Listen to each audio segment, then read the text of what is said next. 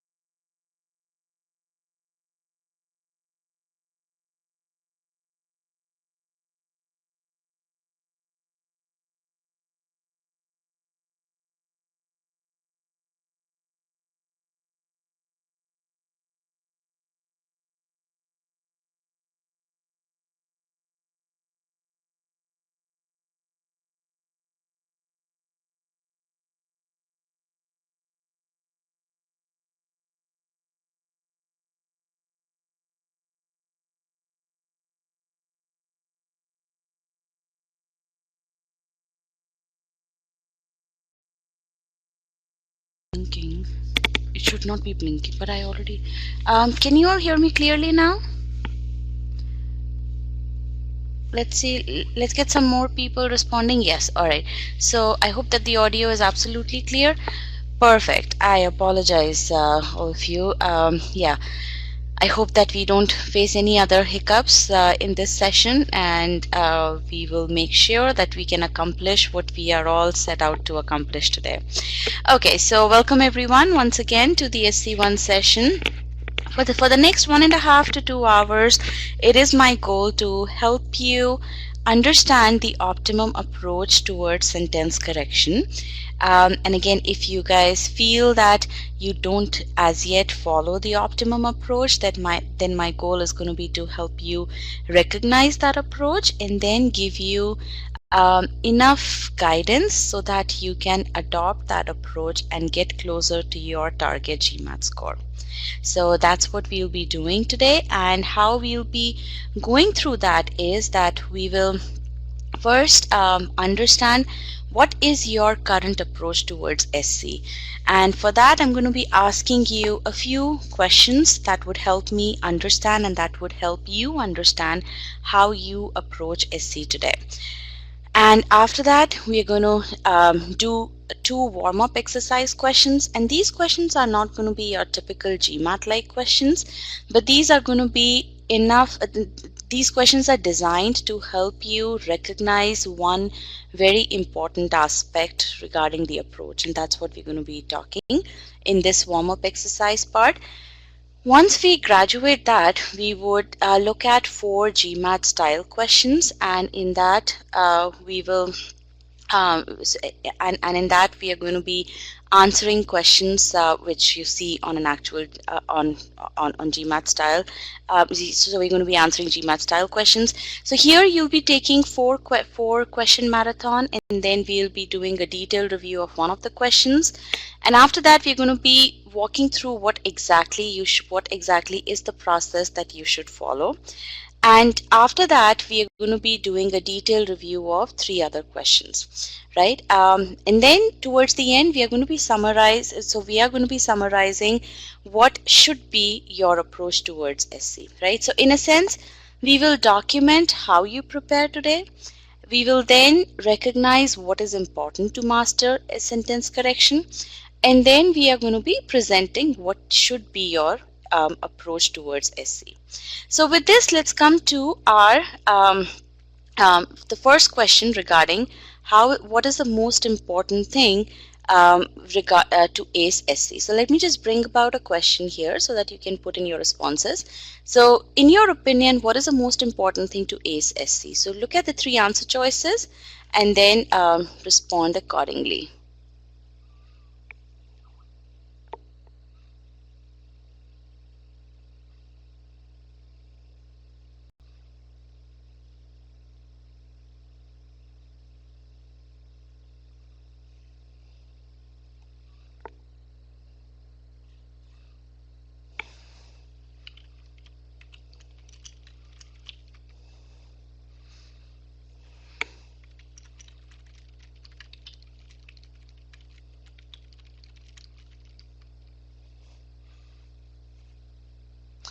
All right.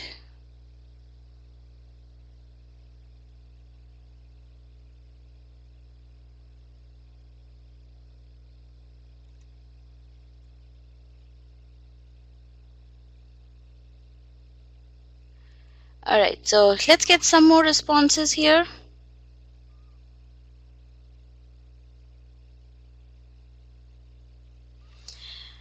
Okay, I'm going to be broadcasting the results now, right? So the largest segment, which is about 56% of the class, says that understanding meaning of the sentence is the most important thing to ace GMAT SC.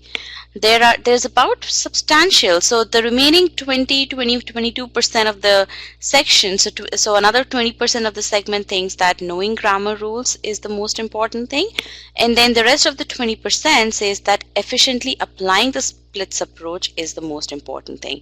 So we are going to be discussing these results in detail, but before that, let's go to our next question, which is regarding which is going to ask us about our second, let me just get, I'm not able to advance the slide here. Yes, here. All right. So when you solve SC questions, you spend majority of your time in doing what? And I'm going to bring about the next one here. And here you go. So read the two choices carefully.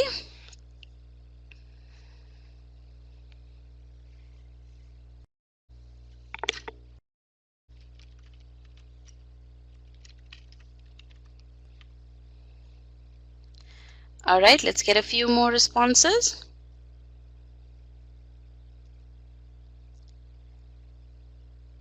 All right.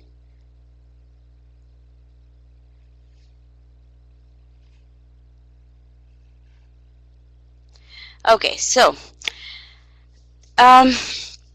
understanding the meaning and finding grammatical errors in choice A. This appears to be the choice of the smaller section of the class. So about 46% of the class selected this option, whereas the majority, which is about 54%, selected looking for differences and similarities in choices to narrow down the answer. That's where they spend majority of their time. Now, frankly, this is something which we have seen in a number of cases, that, students want to follow the meaning-based approach. And why do we say that? Because when I asked you the first question, the larger segment, about 56% of you, said that understanding the meaning of the choice and identifying the errors, that is more important, right?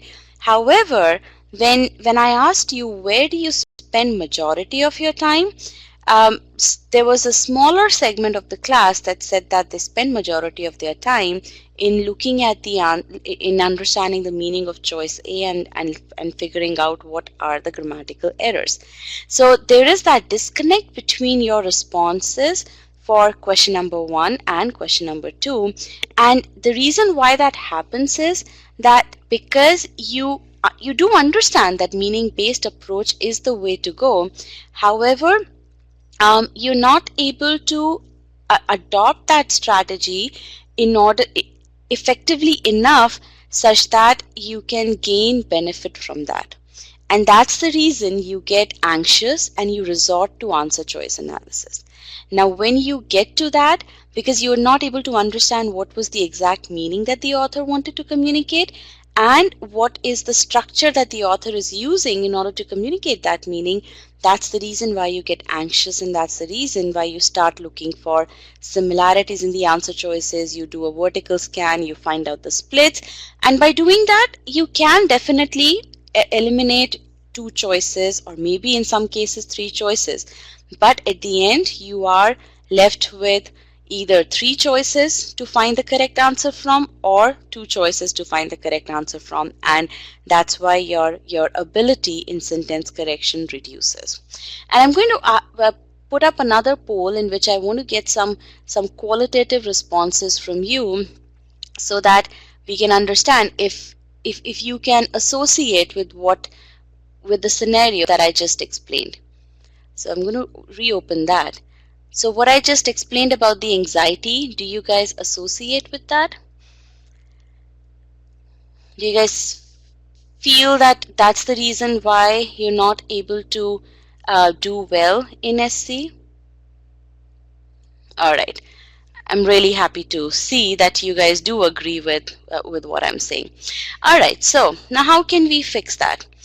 That is what we're going to be doing. What I'm going to make sure is that, yes, you have understanding, that you have that level of understanding that meaning is very important. However, it's not as yet, you haven't as yet embraced that enough to change the way you approach SC, right?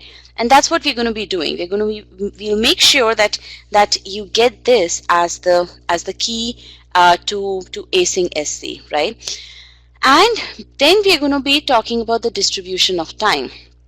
We will make sure that you understand where to spend majority of your time, and that is to understand the meaning and to identify the errors in choice A. Even before you start looking at the answer choices, even before you go to choice B, Your goal has to be that you get, if not 100%, at least 90% of what the choice A is trying to communicate, right? And why I say 90% is only in those cases where the meaning is not clear because of the way the answer choice has been constructed. And we are going to be taking a look at that shortly when we get to the GMAT style questions. Now, what we're going to be doing is I'm going to be asking you some warm-up questions. And as I told you initially, the format of these questions is not like your typical GMAT questions, right? So what I will be giving you are two questions, two sentences. So for the first question, you're going to be seeing three sentences, which are actually versions of the same sentence. And what I would want you to do is select all options that are grammatically correct. So review. So here's what I suggest. Read sentence 1, understand the meaning of it properly, then read sentence 2 and 3, right? Now you think about, okay, are these three sentences grammatically correct, or which of the three sentences are grammatically correct, right? So then what you do is you figure out which of the three sentences are logically sound, right? If you feel that each of the three sentences communicate a logical meaning, then you mark those three sentences, right? Then I want you to compare the meaning of these sentences. So yes, if you feel that they are logically sound, then you say, okay, which of the sentences communicate same meaning? So you select the appropriate choice, right? Now, here is your question and you see these three choices. So I want you to first start reading the start reading the sentences. In the meanwhile, I'm going to be putting up a poll.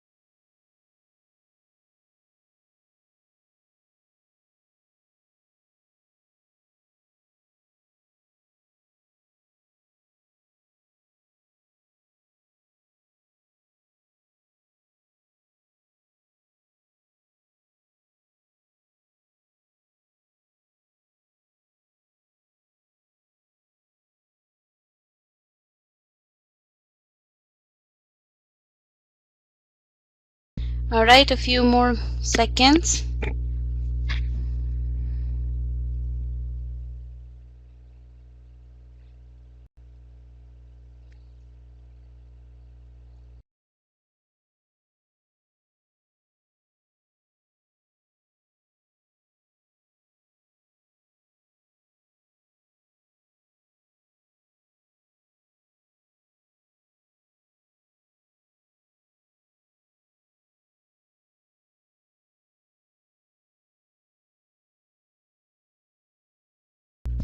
Okay, let's start discussing these questions now.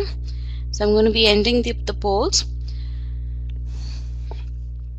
So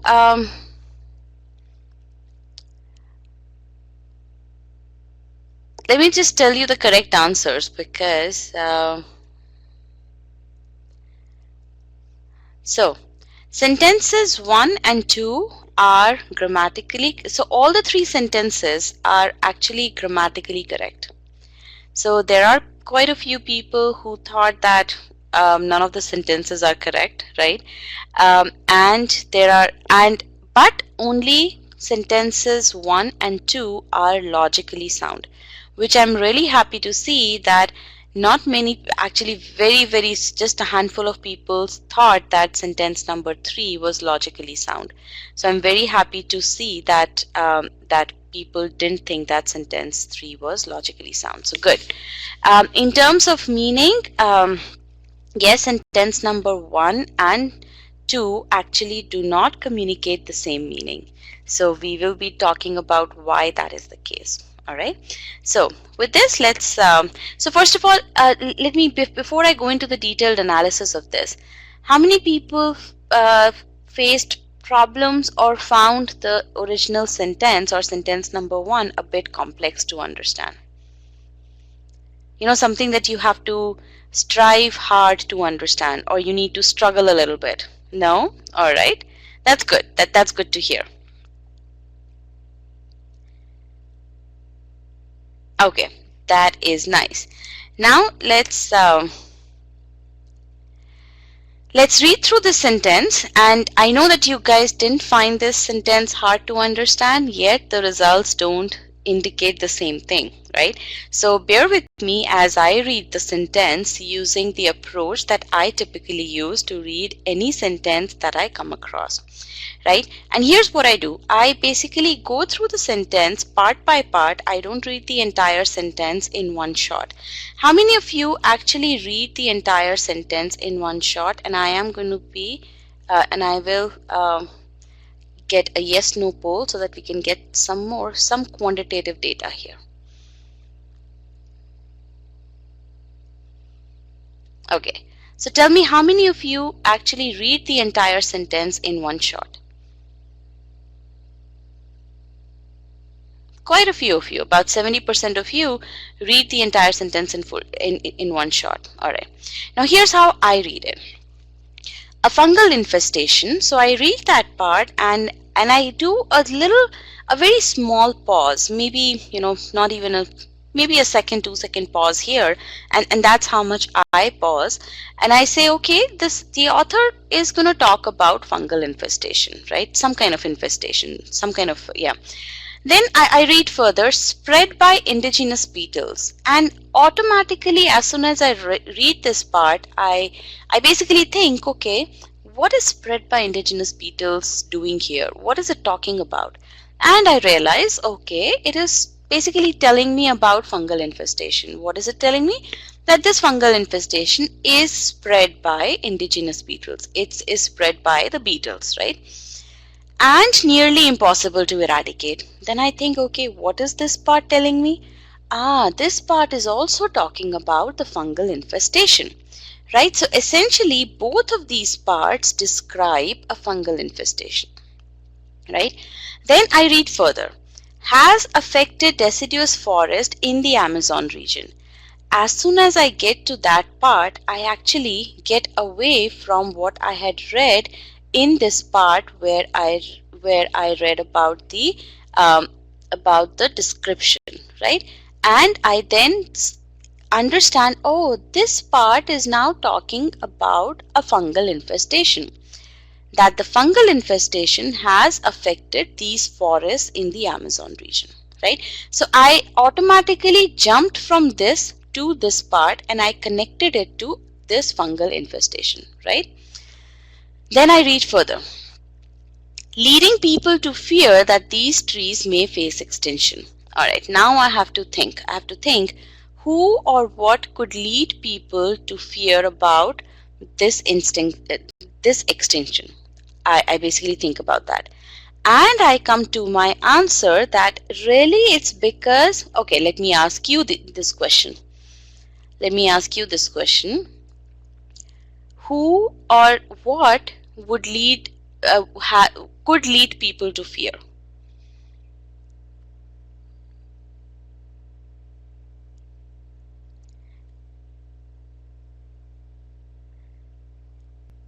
The infected trees, absolutely right.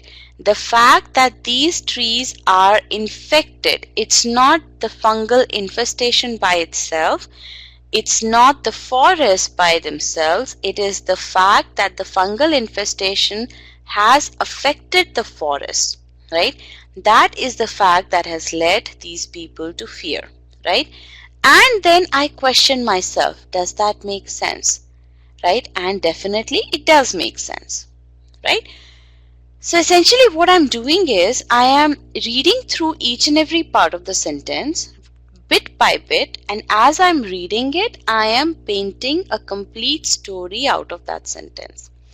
I am figuring out what is the role of each part, what is the meaning communicated by each part, how does that relate to what I have just read, and in its entirety, what is the sentence telling me about?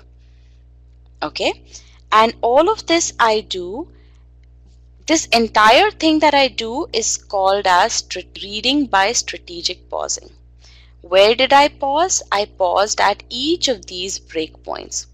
And when I paused, what did I do? I understood the role that each of these entities was playing, right?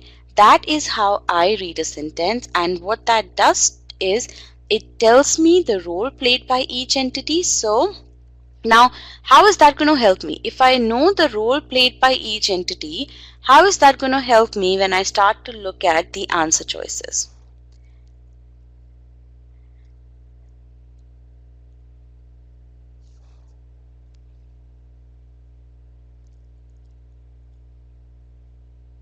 How is that going to help me when I start looking at the answer choices? The subject becomes clear. If you don't know, that is fine. We are going to be looking at that.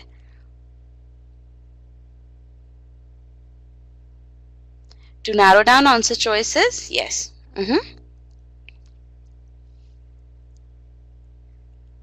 All right. So we will take a look at it, and we will. So as soon as we get to our sentence number 2, we are going to be looking at this, and we will figure out how it basically would help you in answering the answer choices. But what it does is it basically gives you a complete understanding of the meaning, and because you already know the roles played by each entity, you can actually understand the grammatical significance of those. Here you know that these two parts describe a fungal infestation. So you know that these two are modifiers, right? You know that a fungal infestation has affected. The sentence is about a fungal infestation, right? And then you also see what the fungal infestation has done. So you identify the subject and the verb pairs, right? And then you also, because you saw what was the role played by leading people to fear, you know that this was a modifier that told you about that basically gave you the effect, right? So when you do all of this, when you get such clarity from the original choice, what that helps you with is it helps you analyze the other choices in the light of what you've just read. And that is exactly what we are going to be doing now. Now when I read sentence number 2, this I know is a version of the first sentence, right? Now what I do is I quickly go through each and every part because I already have a good background of what I have read in the original choice, right? So what I see is a fungal infestation spread by indigenous beetles and nearly impossible to eradicate. So all of this is so till this part it's all the same, right? Has affected deciduous forests in the Amazon region and has led people to fear that these trees may face extinction. So essentially there are now two actions of the fungal infestation, right? In the previous sentence, we had has led as leading. In this sentence, has led is a verb. So essentially, we have two verbs, two actions of fungal infestation, but these are independent actions. They are not connected with each other. In the previous one, where we said leading, these two actions were connected with each other. We knew that because fungal infestation has affected, that is the reason why people fear. However, in this case, all we are saying is fungal infestation has affected, and by the way, a fungal infestation has led people to fear. Do you guys see the difference between the two? How the actions in these two sentences are not connected with each other. Right. Now, there was a very small difference between these two, and has led versus comma leading, right? So, how many of you were actually able to identify this difference? Because there were quite a few of you who said that sentence 1 and sentence 2 have the same meaning.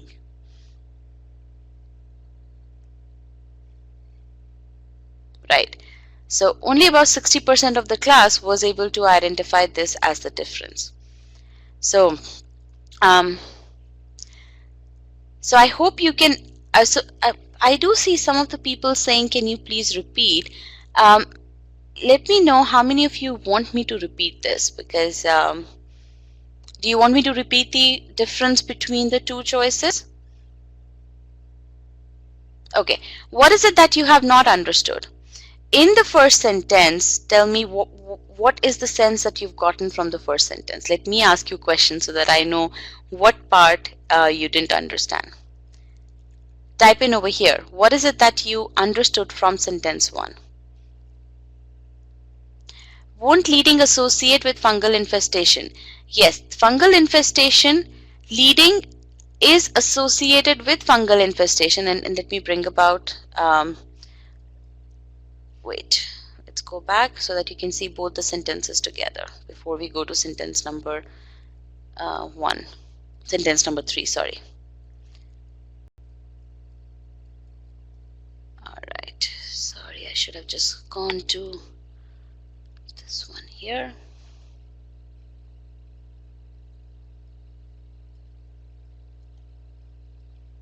Alright, so in this sentence, leading is associated with the fact that fungal infestation has affected.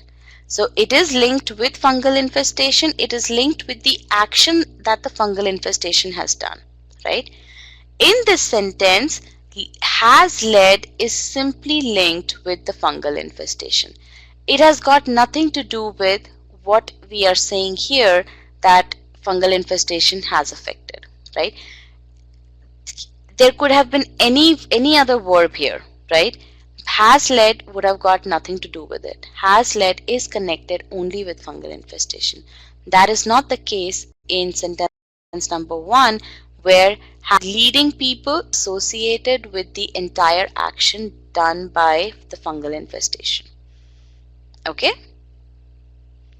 When we use leading, doesn't it disrupt the tenses? No, it does not, because leading is not a verb, it's a modifier.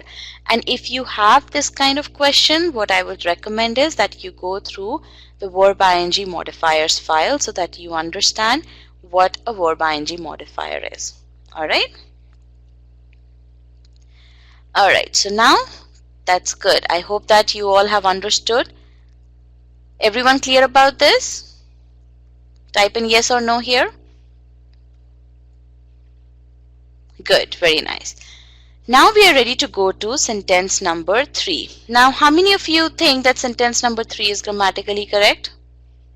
Grammatical correctness? I know that you've already answered this question, but let's get a quick poll here.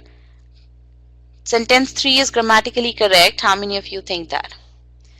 Those who are saying that it's not grammatically correct, what is wrong with sentence 3? Sentence number 3.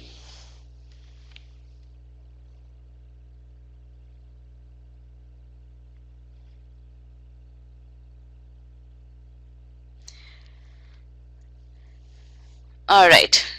Passive voice. All right. Passive voice is not incorrect.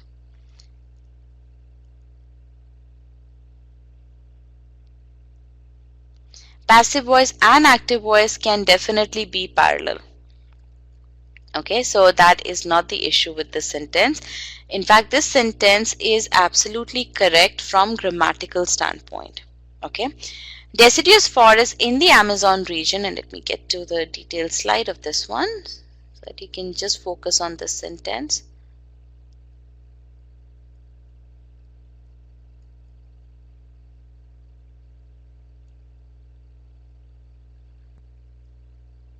All right. All right, so deciduous forests have been affected and have led people to fear. So here all we are saying is deciduous forests have been affected by fungal infestation, right? And then we are describing the fungal infestation, and we are saying and have led people to fear that these trees may face extinction. So from grammar standpoint, this sentence is absolutely right. Deciduous forest has to have two actions. They have been affected by the infestation and they have led people to fear. Now this is where it starts to make nonsense. It starts to become illogical.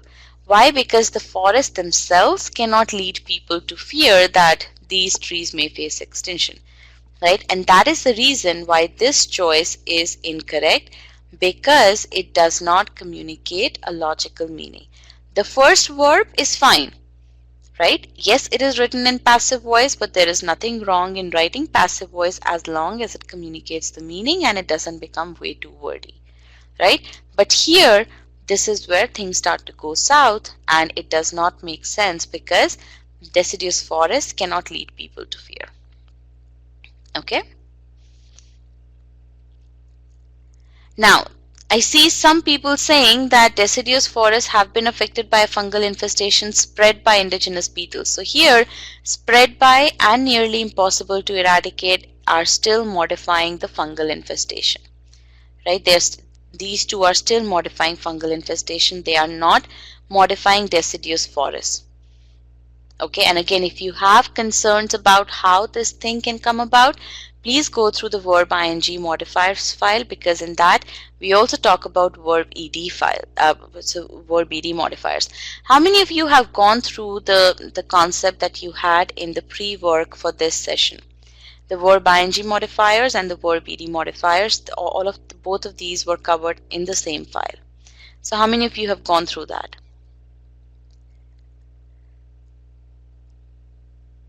Alright, so it's my request to you that after you are done with this session, please go and review that file and then come back to either the PDF file for this session or the recording of this session to understand where to apply what you've learned in verb ing modifiers and verb ed modifiers file. Okay, because that file is going to clear out a number of questions that you guys have right now with regards to the tense of leading, or how spread by indigenous beetles is not modifying deciduous forest, right? So please do that. All right, so with this we basically come to we put it all together. The first two choices are both logically sound, but they communicate different meaning. Last choice is logically not sound. Now let's take a look at the last sentence, sentence number 3, and now we have created another version of it, right? What's different is the modifier part here, this part. So till this point the sentence is the same, but beyond this point now you have a different context altogether. So I'm going to be bringing up a question here that I want you to answer, but in the meanwhile please go through this sentence.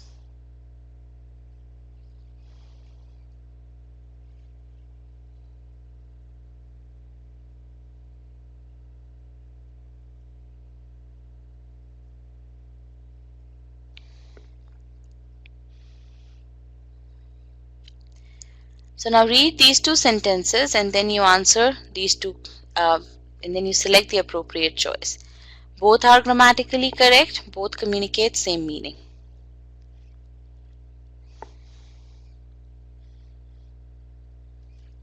And let me get one more choice here. Sorry about that. I also want you to tell me.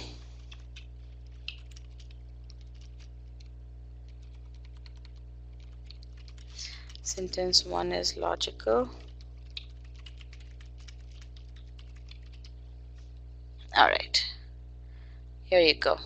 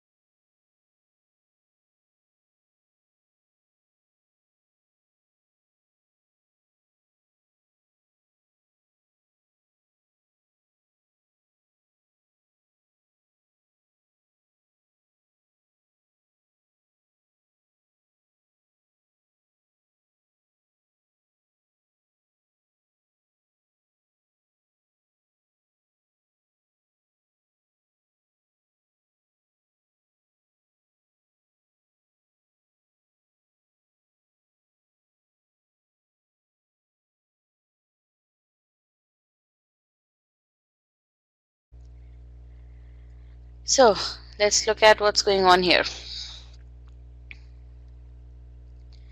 So we see that both are grammatically correct. Almost everyone agrees with that, at least almost whoever have responded to this question. Both communicate the same meaning. Very few people think that both communicate the same meaning. And in fact, both these sentences indeed do communicate the same meaning. Both of these are logical, obviously, logical, and they both communicate the same meaning. So let's see why I'm saying what I'm saying. Deciduous forests have been affected, right, producing a significantly smaller quantity of wood. So what we are saying is because they have been affected by fungal infestation, these deciduous forests have produced a smaller quantity of wood, right? That's what we are saying. Now, observe one thing. This sentence is pretty much has the same structure as the sentence number 3, in which we said deciduous forests have been affected, leading people to fear. However, that sentence was not logically correct, but this sentence is logically correct, right? Everyone made that observation? Who all made that observation? Click yes if you made the observation that the previous sentence 3 was logically not correct. However, this sentence, this version is logically correct. What is the difference between the two? Why is this version logically correct? So what's happening? My sentence structure is the same, but the context has changed, and this context is absolutely logical. So what do you take away from it? Two similarly worded sentences. One is illogical, the other one is logical. Two sentences where each part plays the same role. In one sentence, one sentence is illogical, the other one is logical. What do you take away from that? Exact same structure, right?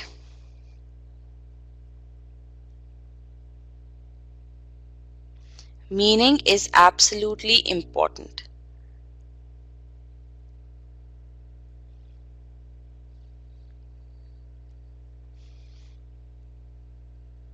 So you should always first focus on the context of the sentence, on the meaning of the sentence.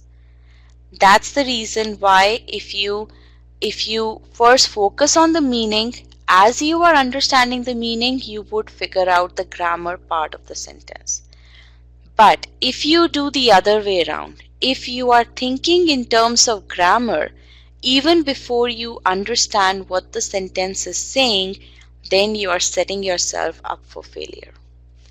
Does that make sense? Do you understand the distinction? Yes? No?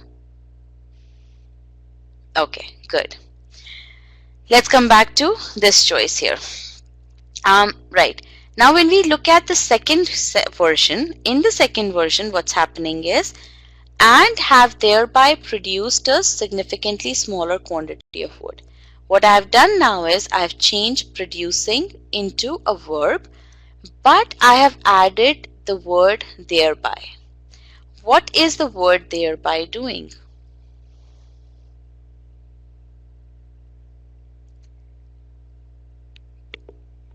What is the word thereby doing?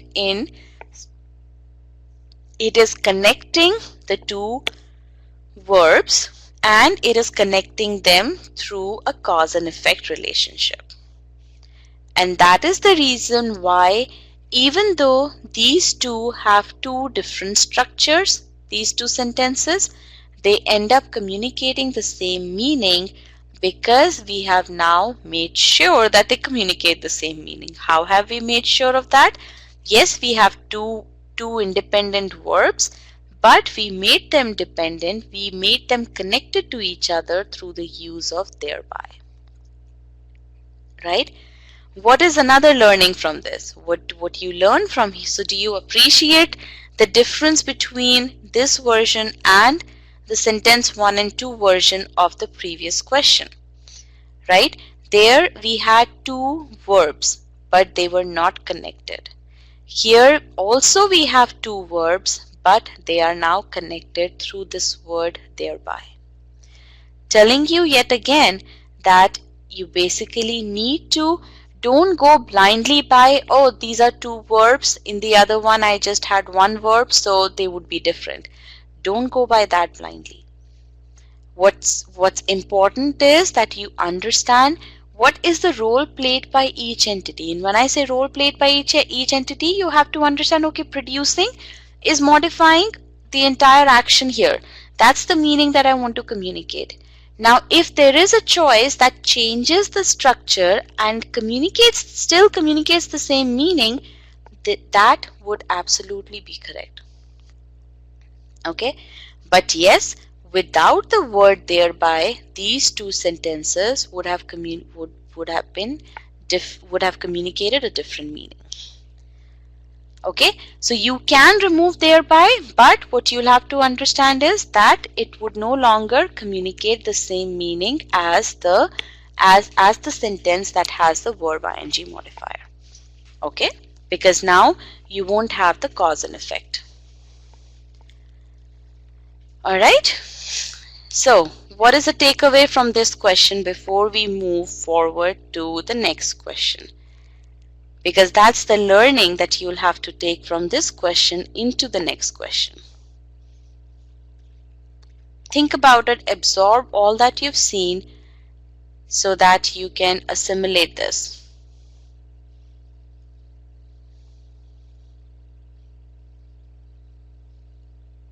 Okay, I'm seeing a question here. Thereby is not incorrect.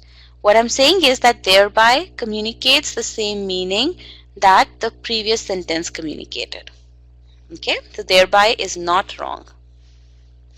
Break and make. I absolutely love that. Break and make. Good. Meaning is important. Choose meaning over grammar. Now, I'm not going to say choose meaning over grammar in a very in 100% sense.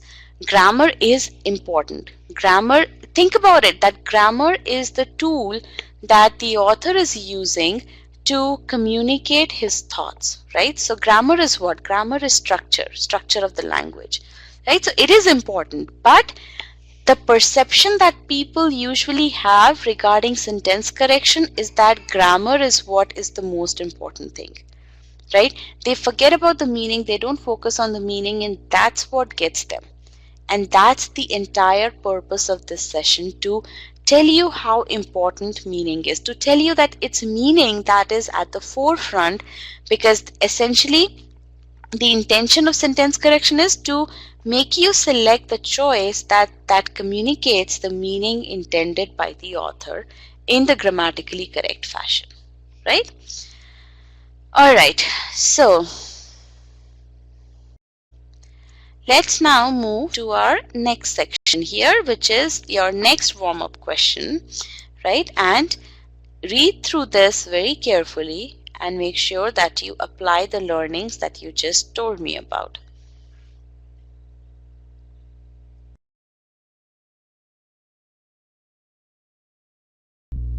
All right, one more thing, and I'm going to remove this part. I just saw a question here, but the challenge is to solve it in this manner within the limited time. How many of you have this concern in your head? Because I don't want you to go through the rest of the presentation with this concern in your mind, right? So tell me yes, no, how many of you have this concern? Okay. All right. That is a very valid concern. So whoever brought it up first, thank you for that. That is a very valid concern, but this is not a concern when you are prepared, when you have mastered this technique. Right now, it may seem very difficult. Right now, it may seem almost like undoable.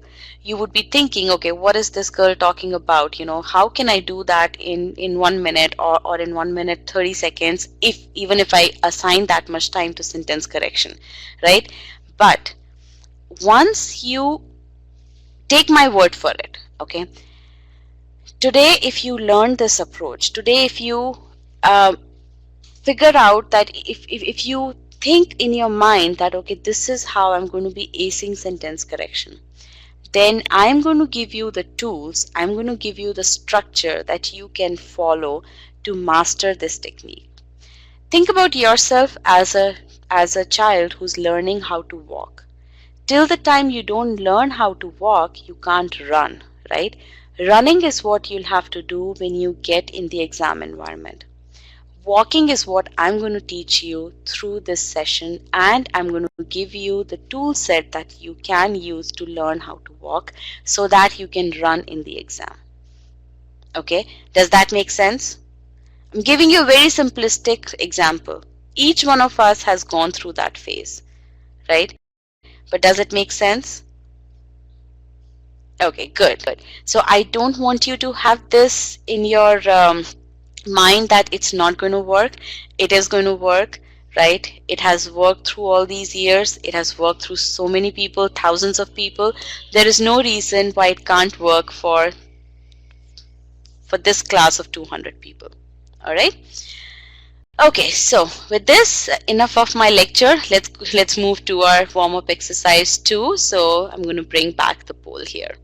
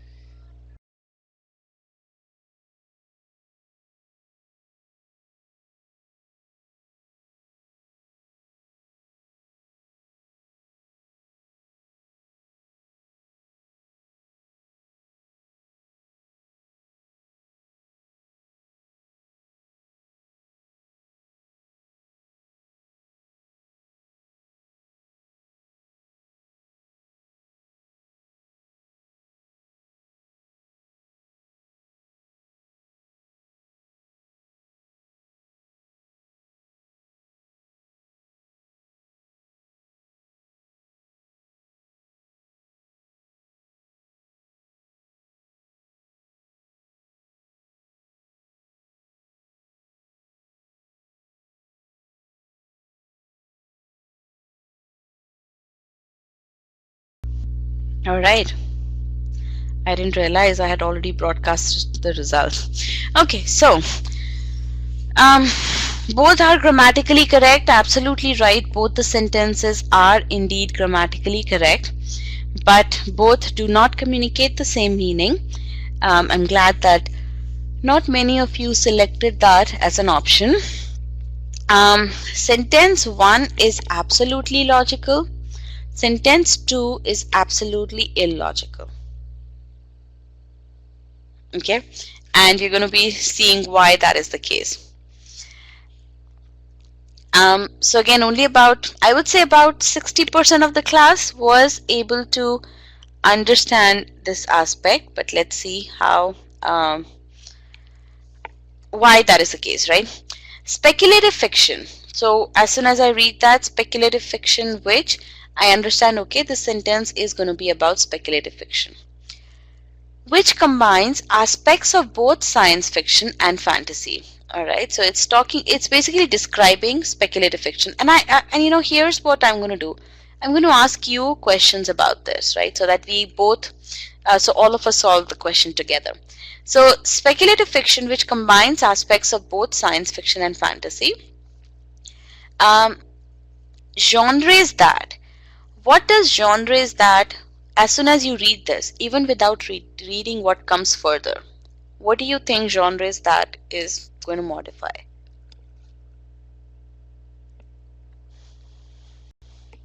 It's going to modify science fiction and fantasy.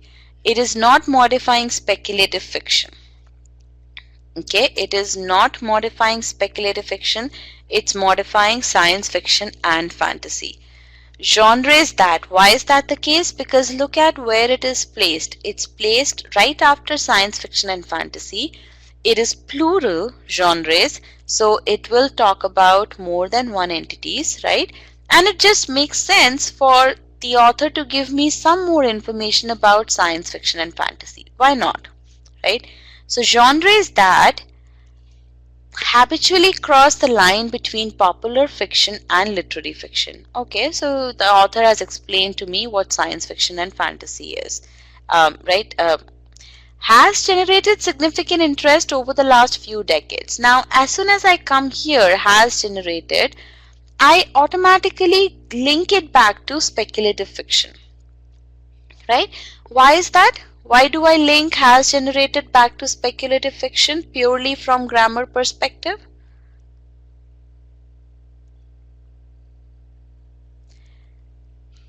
It is, yes, it is the verb for the subject speculative fiction, but when I looked at speculative fiction early on in the sentence, I could tell that this sentence is about speculative fiction, right? Now this part here was simply describing something more about speculative fiction. But as soon as I came to this part started to tell me what speculative fiction has actually done, right? So that's the reason why I link it back to speculative fiction. Now has generated significant interest over the last few decades, but now as soon as you see the word but, what happens? And let me get rid of some of this stuff here so that you can actually see the word but. Yeah. So what happens as soon as I read the word but? There is going to be a contrast. Absolutely right. Now what is the contrast going to be with? Tell me. What could be the contrast with? What could the author refute? Is it going to be about speculative fiction? It is going to be about speculative fiction. Do you think that the author could be talking about science fiction and fantasy? Tell me here. How many of you think that the author could be telling you about science fiction and fantasy? Or about popular fiction and literary fiction? No. Absolutely right. I'm so glad that you could understand this part. This science fiction and fantasy and popular fiction and literary fiction, these two were just some more detail about speculative fiction. The main point of the sentence is speculative fiction. So when I come to the contrast would be about speculative fiction. And did you guys see what I did here? I brought in reading comprehension into sentence correction. I identified science fiction, fantasy, popular fiction, literary fiction as my detail elements. I identified speculative fiction as my main point, right? So essentially, these things are all connected to each other, right? So as soon as you start thinking about these from logic perspective, sentence correction would become very interesting and very doable. The only thing is you have to start thinking about it from logic perspective. Okay, Now let's proceed further. But enthusiasts of the genre suspect. Okay, now it's talking about people who some experts of the genre. Now what is the genre here? What is the genre here?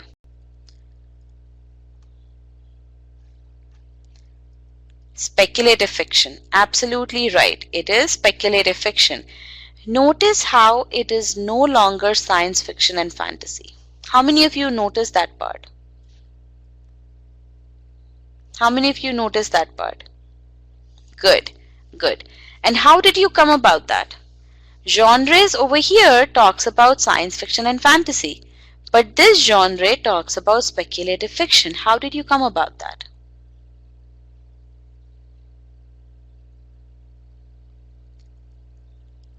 It is singular, yes, it is singular. And it is also what this, again from the logic perspective, you're talking, your main focus is on speculative fiction. Now when there is and I do see that the sentence is talking about speculative fiction, and when another part of the sentence comes about, it would continue talking about speculative fiction, right? Because that's the main point of your sentence, right? So very good. But enthusiasts of the genre suspect that its popularity may remain limited to academic circles. So that's what there is to the sentence. Speculative fiction has become significantly popular, but there are some experts, or the experts of this field, they think that its popularity may remain limited to just the academic circles, right? So that's what the sentence is talking about, right? Now you figured out what the contrast is, right? Now let's come to our next sentence here, the next version, in which things have now changed a bit. Okay, no, we are still talking about the grammar. I think grammar part is fine. Let's go on here. Although, now let's talk about the next sentence. What is next sentence doing? Although, so there is a contrast here, right? So we are expressing the contrast using some other thing. Alright, so now I have a question here. Apart from the plural genres, what makes you think genres modifies science fiction and fantasy? See, first of all, it is plural, right? Had it been singular, then I would have thought about whether it modifies speculative fiction or whether it modifies science fiction and fantasy, right? But as soon as I read further, I basically figured out, okay, it's basically telling me about habitually crossing the line between popular fiction and literary fiction. Now that part again told me that this is something which would explain science fiction and fantasy. It's establishing a fact. Okay, so that's those two things together, the context and the fact that genres is plural, those two things together told me that this part modifies the the science fiction and fantasy. Now how can speculative fiction be compared with the enthusiasts? We are not comparing speculative fiction with enthusiasts. What we are comparing is, and let me go to the previous slide instead of talking about it in the air. What we are comparing is speculative fiction has the fact that speculative fiction has generated significant interest. That's what we are comparing. And what we are comparing that with is that we are basically presenting two facts that don't go well with each other, that basically go in opposite directions. The first fact is speculative fiction has generated significant interest. Second one is that enthusiasts of the genre suspect that its popularity may be limited. Okay. Now I have another question. In sentence correction, how can we depend on grammar to understand logical meaning? You're not depending on grammar. See, think about what I had just said earlier. Grammar is a tool, is a set of rules that the author that we use to express what we want to express, right? Now here it's not just the fact that genres is plural that told me that it modifies science fiction and fantasy. It's the entire context. When I'm saying genres that habitually cross the line between popular fiction and literary fiction, habitually cross the line. Think about it. Speculative fiction is So the author is describing speculative fiction here, right? It's introducing speculative fiction. And then it's saying that it combines aspects of both. Then as soon as I finish that, I see, okay, genres that habitually cross. Okay, so the author is presenting some more information about science fiction and fantasy, right? So it's just how you contextualize what has been presented to you. It's not like I'm relying on grammar. I'm not even thinking about grammar here. I'm just connecting the different pieces of information presented. Okay. Alright, some SC questions are hard to understand because the option A itself is totally wrong to get the meaning out of it. Yes, and we will be taking a look at those scenarios as well. Okay, so just hold on. Let's just get started with the GMAT style questions and you'll be able to understand that as well as to how to deal with those. But for now, let's get to this part here. Let's get to the second question.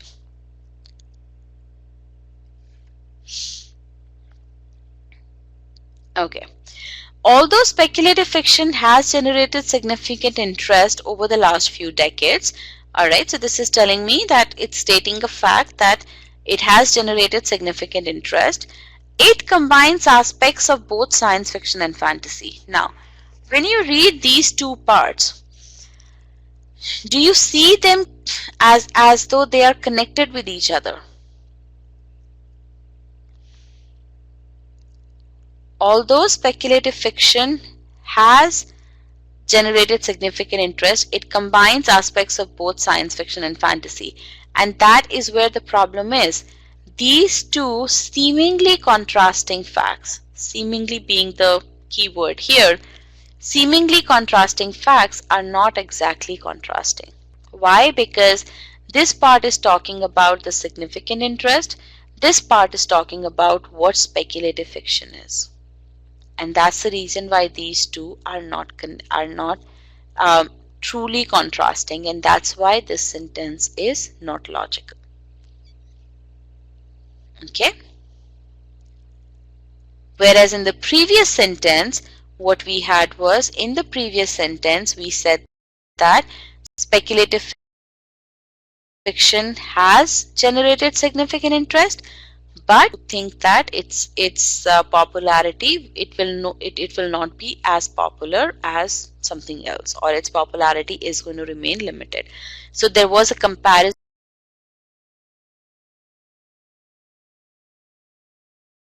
of the interest popularity. In this one, when a comparison contrast established. In this one, the contrast is absolutely illogical, because the first part talks about critical interest and the second part talks about alright, so now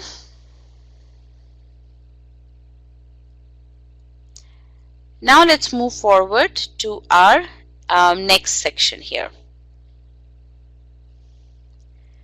Alright, so let's see, do I have... Alright, how many of you have understood the difference between these two sentences? Because I'm seeing some questions here, but I don't want to repeat the description if not many of you are facing problems with it. Let's get some more responses because we are going to be moving to our next section now.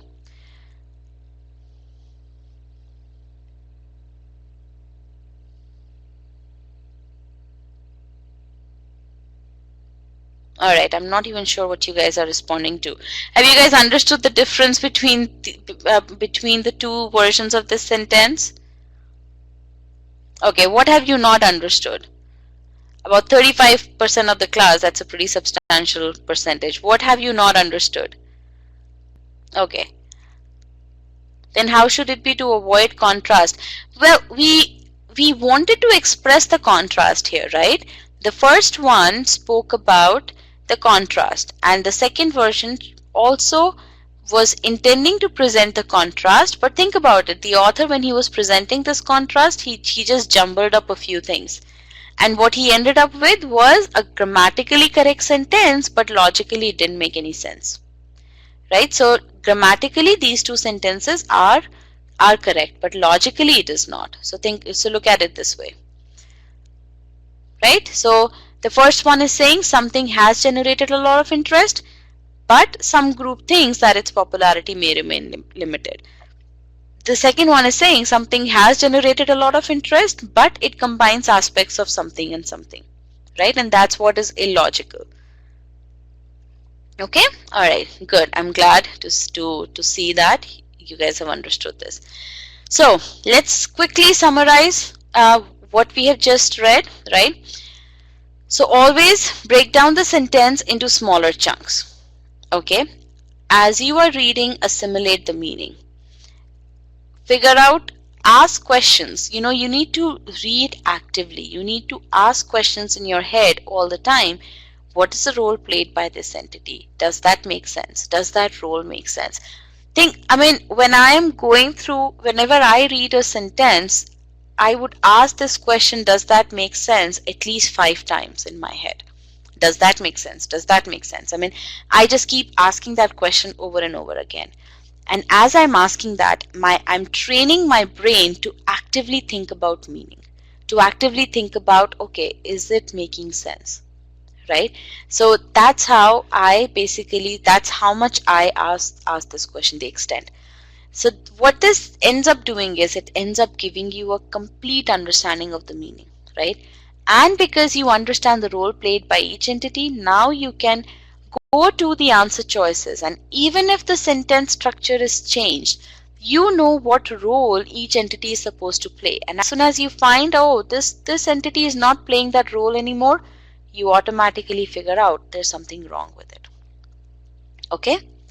With this, we are now going to go to our next section, which is the 4-question marathon. Now, these questions are of varying difficulty levels. Okay? I will tell you the difficulty level of these questions when we start reviewing the answers for these. I'm going to be giving one question after another, and what you'll see on the screen is the question in the presentation window. I'll give you the answer poll in one of the polls, and I'm not going to be timing you guys. If you remember early on, what I said was I'm teaching you how to walk right now, right? And I can't be putting a timer on you, right? But what I'll do is I'll pace it according to the pace of the class. So as soon as 60% of you have put in your responses, I will give you a 20-second warning using a note window on the screen itself, so that you don't get distracted in the last 20 seconds. Right? So just before I'm going to close out the poll, I am going to make that announcement that I will be closing the poll out. All right. So within 5 seconds of that, I would request you to put in the answers if you haven't as yet. So as soon as you come to the answer, as soon as you arrive at the answer, please mark in the poll window. Okay, because that's going to be my trigger to give you a 20-second warning. All right. So everyone ready for it? Yes, no?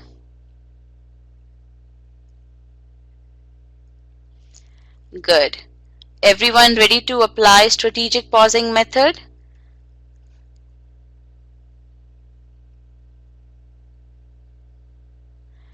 All right. Good. Very nice.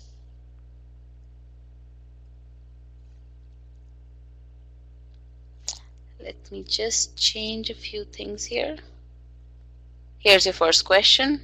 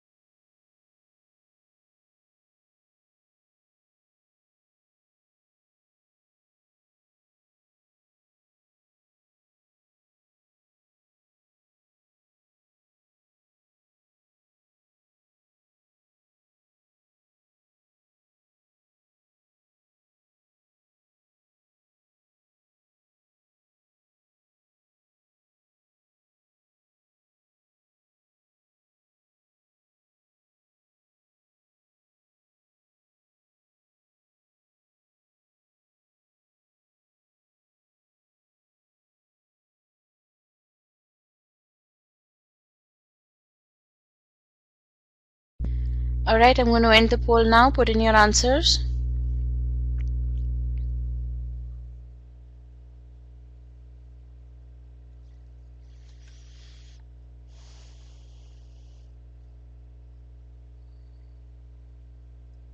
All right.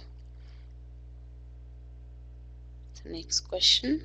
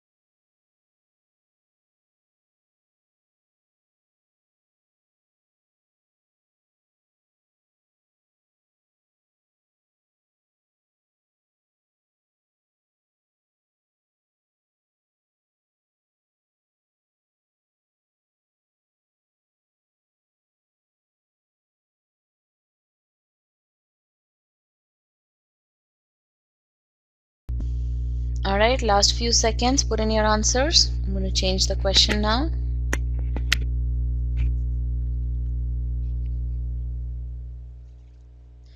All right, I'm going to end the poll.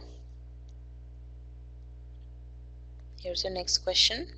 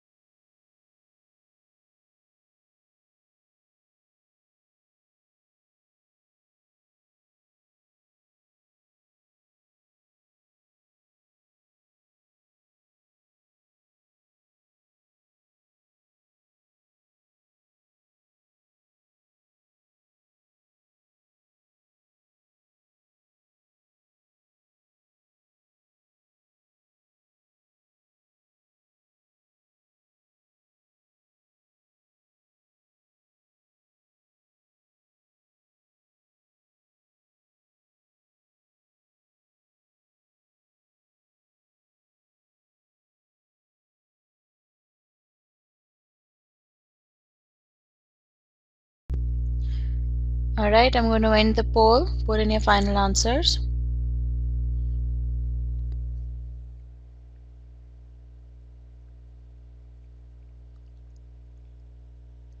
Okay, let's move on to the last question.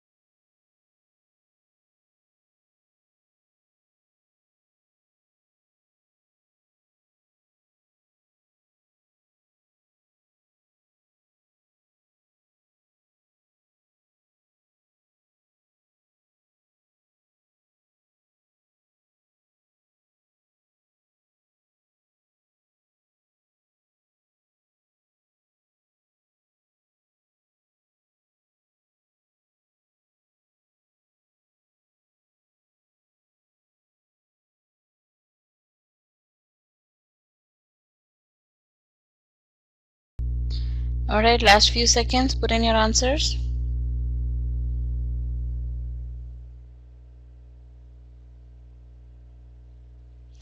Okay, I'm going to end the poll here.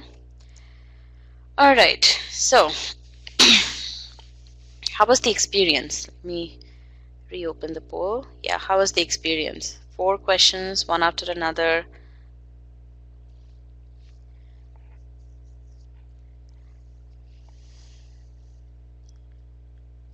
Okay.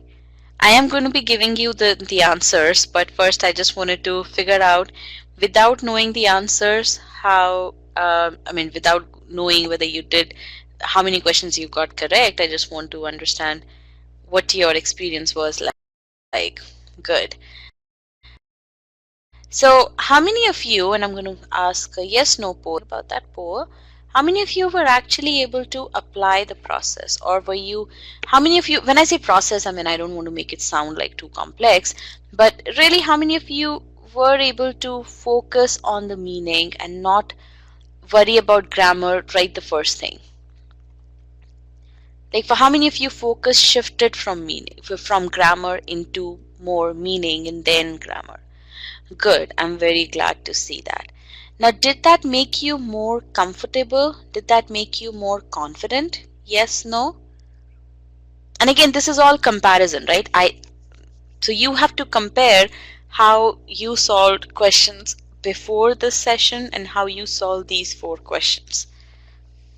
Good. I'm very glad to see that. This is the first step to start focusing on meaning, and I'm really happy to see that this part did give you more confidence.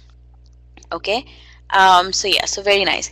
I have a question in the in the Q&A pod. Is it important to write different parts of the sentence and their purpose to effectively use this method? How many of you are want the answer to this question or were wondering about this? So the question again is it important to write different parts of the sentence and their purpose to effectively use this method? Okay, so I see half of the class.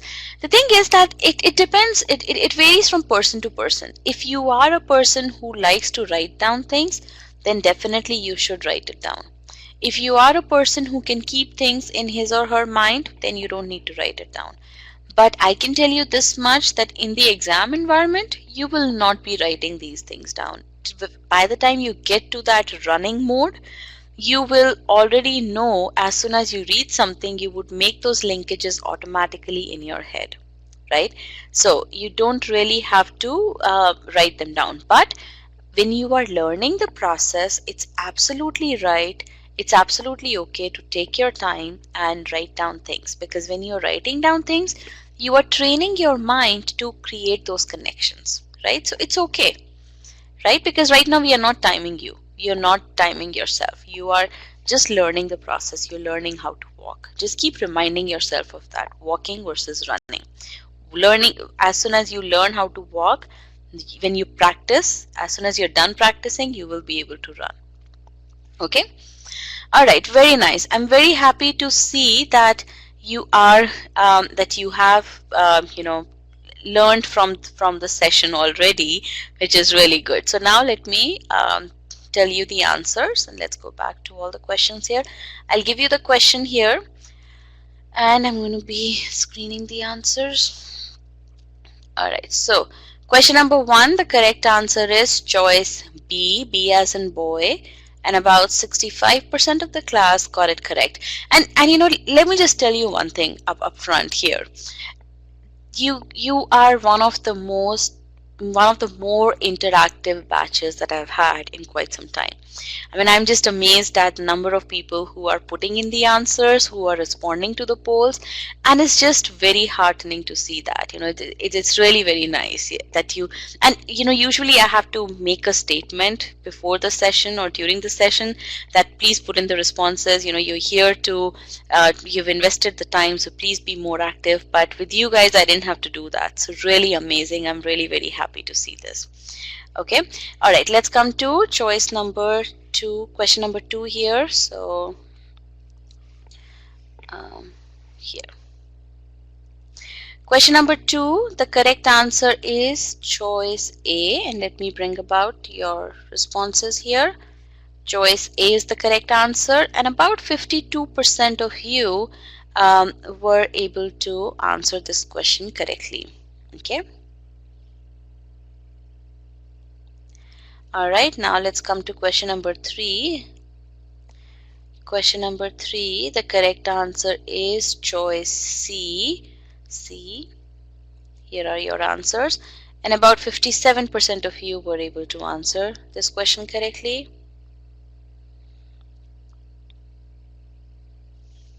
All right, now last question, which I think was a cakewalk for majority, for huge, for quite a few of you. 80%. So choice C is the correct answer. 80% of you were able to answer it correctly. Okay, now with this, I'm going to ask you to tell me how many questions did you get correct. Tell me, how many questions did you get correct? Type in this one.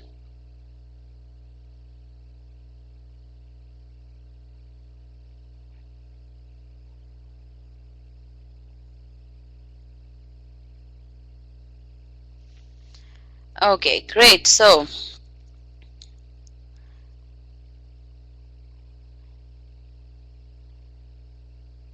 the largest section here is 36% who got 3 questions correct, and I'm pretty sure you guys, people in this section would have missed question number 3, the seasoned bookie question. So we will be talking about that one in detail, obviously. 26% of the class got all the 4 questions correct. Very nice. Very good. Congratulations. And there are people who weren't able to answer many questions correctly. It's okay. What matters is that you understand where you faltered, right? Now, one more thing that I would want to say is that let's keep this poll aside. I'm going to be asking these questions again, because right now I haven't told you why the correct answer is correct and why the incorrect answers are incorrect, right? So when we go through the detailed analysis of each question, we will tell you why. So we will be focusing on why you should have rejected this question, this answer choice, why you should have marked this answer choice, right? So what I want you to do is take a very firm look at that and be very critical of your performance, because what I want you to tell me afterwards is that, did you answer the question for the right reasons? Did you get this question correct for the right reasons? So all of you who have marked that how many ever questions that you've gotten correct, I'm going to be asking you this question again later on, and what I want you to tell me is how many of questions did you get correct for the right reasons, okay? Even if you miss something that I talk about, even if it's one small thing, you still would need to mark that as a penalty for you, because it is at this stage of your preparation that you need to be very critical of what you're doing. Yes, you are going to be lenient from timing perspective, but you're going to be very critical of yourself from the perspective of doing things right? Yeah, so you need to be very critical there. Alright, so let's move to our first question, the diegetic music question, and we are going to be solving this together, okay? Now this is a 700 level question, okay? I know you guys asked me. So question number 1 is 700 level question, question number 2 is 700 level, I would say 720, 730 level. Question 3 is also 700 to 720 level. Question number 4 is 650 level question. So I did give you an easy question towards the end. Alright, so let's go through this. Because diegetic music. Now as soon as you read this part, what is the sense that you get? What is the sentence going to be about? Because diegetic music.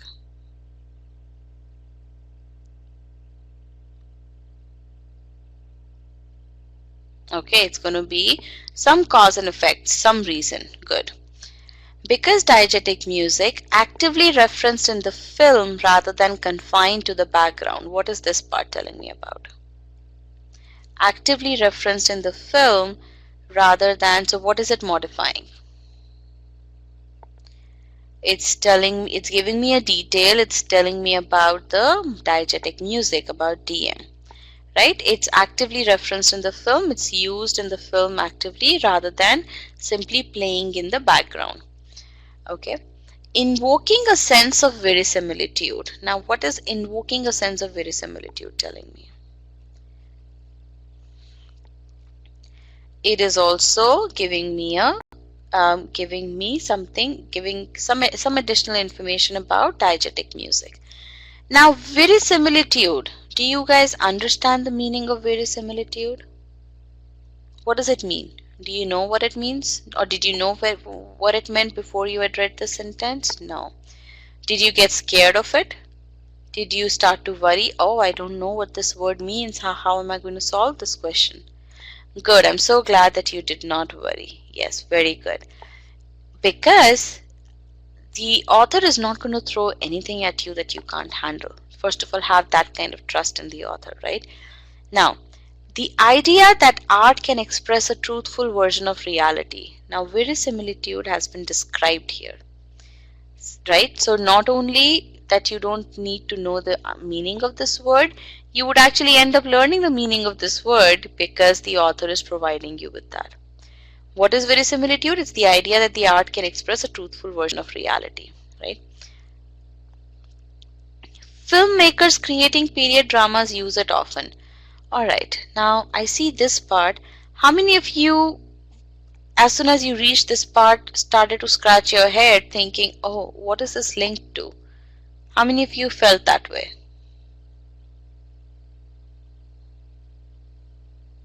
Right, right. And it's very natural to feel that way. Because frankly, I was reading about diegetic music, right? It was giving me details about diegetic music, and then it got a funky little word, verisimilitude. It explained about that. Then all of a sudden, filmmakers popped in, right? Filmmakers creating period dramas use it often, and I could not establish any linkage of this with anything else in the sentence. But then, what do? I go back to the sentence and I figure out, oh, this sentence was about diegetic music and it was going to give me some cause and effect, right? Some kind of reasoning. So let me read that. Because diegetic music, it's describing something, it's invoking a sense of verisimilitude. Filmmakers creating period dramas use it often. Okay, so it may be that, okay, because diegetic music does something, filmmakers use it often. How many of you were able to summarize the sentence to this level?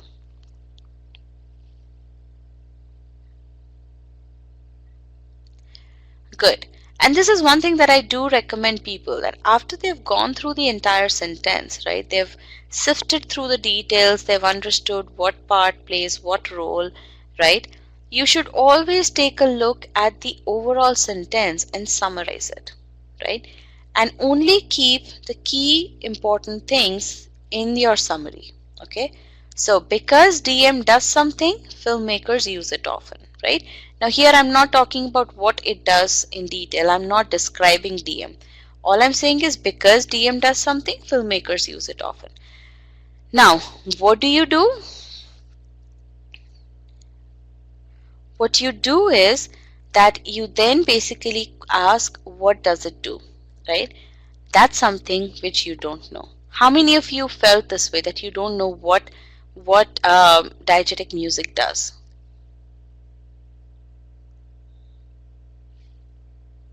Right? Why is that? Because the sentence is written in that way. There is no verb here at all. That's the reason why it's very natural for you to feel that you don't even know what diegetic music does, right? And this is where the sentence does not communicate the complete meaning because of the way it is written, because there is no verb here at all, right? Now, what do you do in such cases? In such cases, now do you go straight into the answer choices? No. First, you have to have something solid in your mind as to what could diegetic music do that would lead the filmmakers to use it often. What could it do? It could invoke the sense of verisimilitude. So you look at what all information is there in the question and you basically think about, okay, what could it do? Now here, invoking could be converted into a verb, right? And that's what you realize, oh, the author messed up here. The author, instead of using invoke as a verb, ended up using invoking as a modifier. That's where he messed up. But I can correct the author. I do understand what the author wanted to say, right? So you become author's friend. And as soon as you become author's friend, you are able to now, infer what the author wanted to say, right? And that's how you basically, using the author's words, using the context that the author has provided, you infer what the author wanted to say, and now you basically take that further and you look at it from you find the correct answer from the answer choices. Okay, does this approach make sense? I know someone had asked me early on that what if the original sentence does not communicate logical meaning? What do you do then? This is exactly what you do. You infer. If the author doesn't give you complete meaning, you become author's friend and you utilize the information, you use the clues that the author has given to you, and you infer what he could be saying. Okay? Now, for people who do this after reading all the choices, I would say it is okay, but what I would suggest is that you try a bit harder when you're going through the original sentence. Because what that would do is, especially in more difficult questions, it would make sure that you don't end up getting confused when more information is thrown at you. And I'm going to bring a parallel to DS questions here. How many of you are aware of data sufficiency questions? And sorry for switching from, I know I keep linking all the sections of GMAT together. Alright, so let me bring a parallel with data sufficiency. What do you do in data sufficiency? When you read question statement, you infer everything that you can infer, or you simplify the question statement before you move on to statement number 1. Is that correct? Right? You try to grasp as much as you can from the question statement before you go into your statement number 1, because you really have to get a handle on what is it that the question is asking you to do, what is it that the question has given you, so that you can now process the additional information presented in statement number 1 to see if you can answer the question, right? Now, the same thing applies to sentence correction. Why? Because if you start looking at the answer choices, you would get confused because there's more information that is thrown at you, right? That's why you have to first get the complete essence of the original statement before you move on to the answer choices. Okay? Alright, so now with this, let's move on to our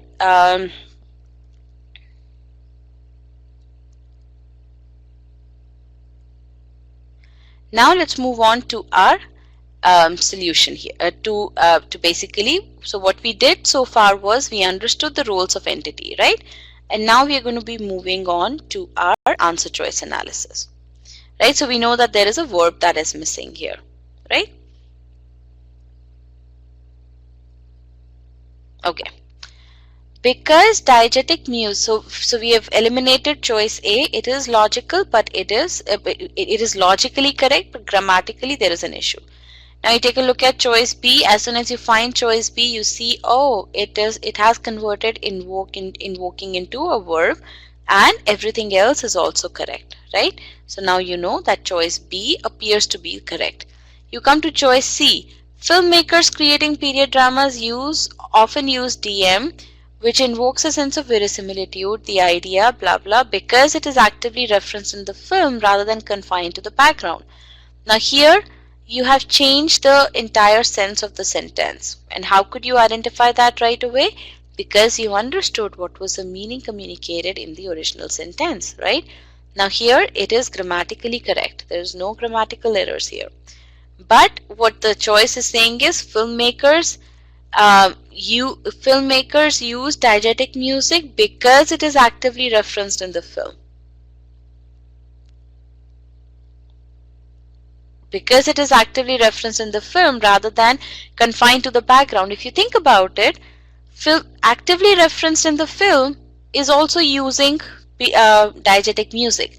Confined to the background is also using diegetic music. Right, so this part is not actually giving you the reason for using for the use of diegetic music, right? Because this part is telling you how it is used. It's not giving the reason for why it is used. Is this part clear to everyone? Do you understand why this cannot give you the reason? Because it is not telling you why it is used. It is telling you how it is used. Right? Okay, so that's the reason why choice C is incorrect. Now, what has happened in choice C? Actually, let me just ask you one thing here. Look at choice C and then look at choice A. In choice A, you had two modifiers. One was actively referenced in the film. The other was invoking a sense of verisimilitude. Right? Everyone with me so far? Because I want you to understand this, because this is purely from logic, right? Everyone understands that there are two modifiers, actively referenced and invoking a sense. And there was a verb missing, right? Now for me to make a verb, I can make actively referenced in the film also into a verb, right? And that is what has happened here. Yes, I've added it as well, but essentially what I'm saying is that diegetic music is actively referenced in the film, right? However, that is absolutely illogical. Why? Because this part is giving you the how part. But what I need to know is, why do filmmakers often use diegetic music? And this I could figure this out purely from the basis of the logic or the context. Had I not focused on the context, I would not have been able to understand this part. Everyone with me on this? Yes, no? Good. All right.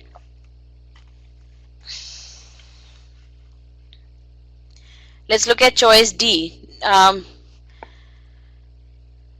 Choice D, again, since it is,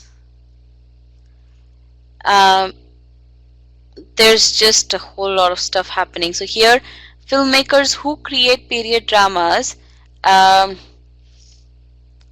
often using diegetic music, since it is okay, so there's no verb for filmmakers, and again this one also communicates the illogical meaning as an option C. Then choice E, diegetic music, again this one is completely illogical. Here the cause and effect relationship is lost. The original choice intended to give you a cause and effect, here there is no cause and effect, right? Now tell me how many of you answered this question correctly for the right reasons. So I have about 98 people who answered this question correctly. Now how many of these 98 people answered it for the right reasons?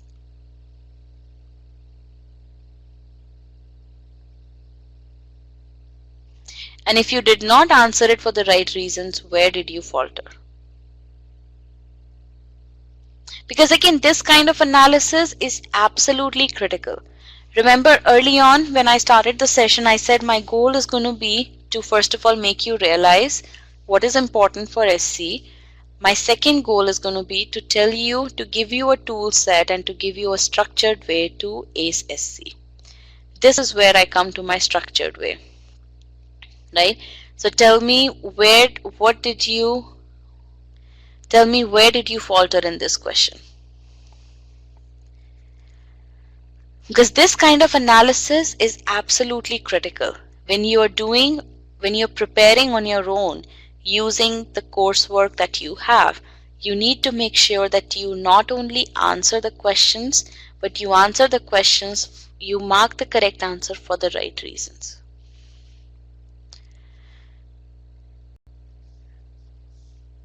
Okay, good. Very nice. And just give me 1 second here.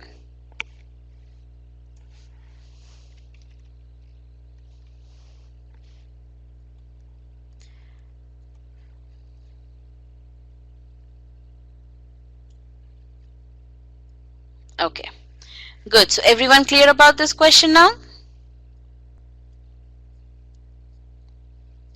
So the accuracy for this question is indeed a little bit lower than what it appeared to be initially. Okay, so now let's come back to the overall approach towards SC, right? Why do people falter in SC? And so because again, I think we've solved quite a few questions. We will be going through the detailed analysis of question numbers for questions 2 and 3 in a bit. But before that, let's just understand, why do people falter in SC? They don't spend sufficient time on the complete sentence. Do you guys associate with that? Do you guys see that you basically don't spend enough time? That's why you don't end up knowing what's wrong with the sentence, right? and you basically fail to observe the errors because of the lack of time. Okay, and what that ends up doing is that leads you to jump straight to the answer choices to do some pattern recognition because you get very anxious, you engage in significant back and forth, and you basically make the mistakes that you could have avoided. How many of you associate with this kind of thought process or with this kind of um, experience when you answer questions? Right. And what is the root cause of it? What is the root cause of this? Tell me.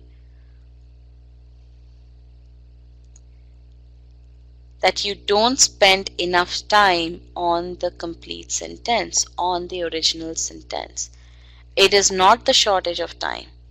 It is you are hurry, you feel that the answer choices are going to give you the clues. How many of you feel that the answer choices are going to give you the clues?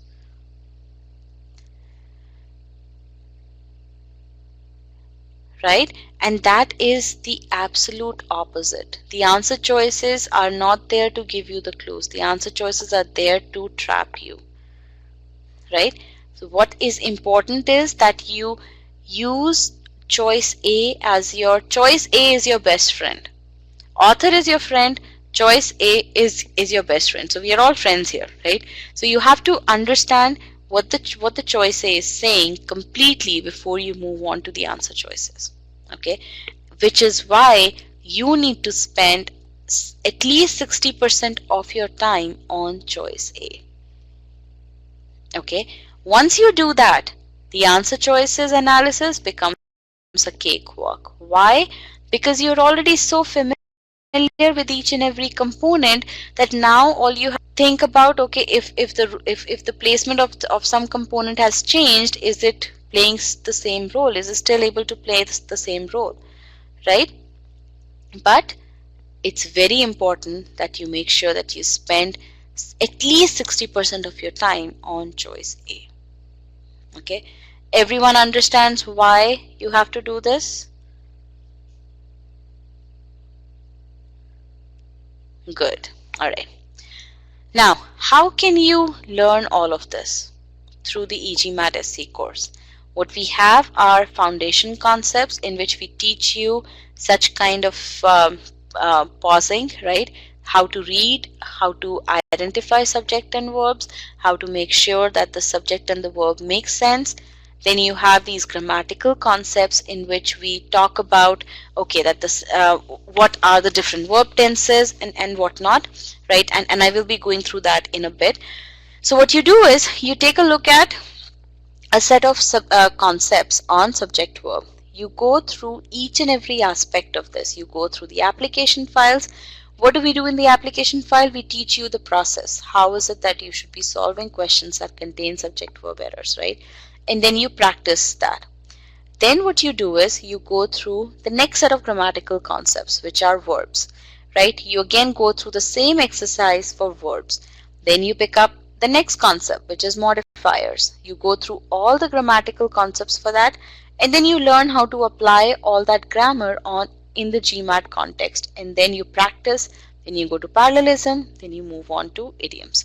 So this is how you go through the entire course by first learning the concepts, right? Then applying the concepts and then practicing that application, right? And you do this for each and every error type. Now, by the time you reach the end of this, your ability number for SC should be about 70%, if not more. It should be more, but if you reach 70-75% by the end of the course, it is good. Then you move on to Scholaranium. There you fine-tune your preparation. You figure out where your weak areas are. You come back to the course, you brush up on those, then you go back to Scholaranium, do some custom quizzes, and you figure out, okay, how to fix those weak areas. Okay, so essentially everything that you need to action is there in the e-GMAT SC course, right? We focus on the logic, We give you the grammar rules. Remember, I never said grammar is not important. What I said was grammar should not be the first thing that you should worry about when you're reading sentence correction, right? But grammar is important. That's why we teach you grammar. But the key thing is you get to the logic, you put in your mind that logic is the most important thing. Grammar is what you are using to communicate that logic. Right? As soon as you embrace this philosophy, there is no reason why you can't become an SC champ. Okay? Everyone with me on this before we move on to the next question? Any doubts? Any comments?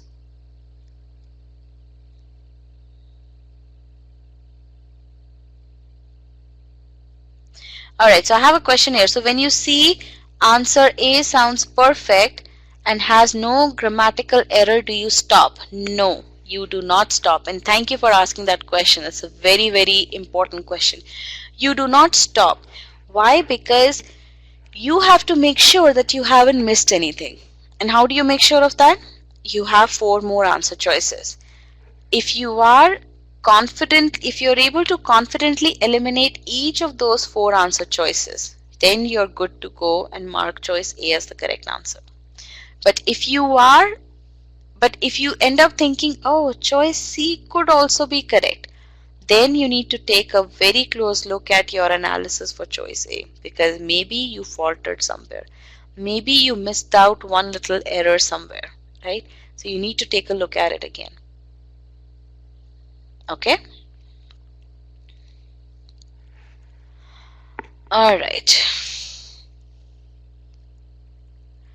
Now with this, let's move on to our next question, the root cyclone technology question. And let's get the accuracy for that one.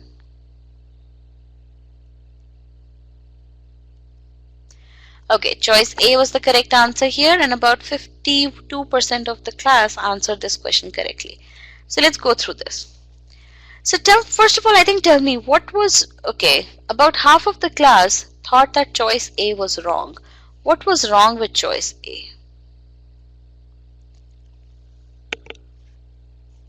What was wrong with choice A?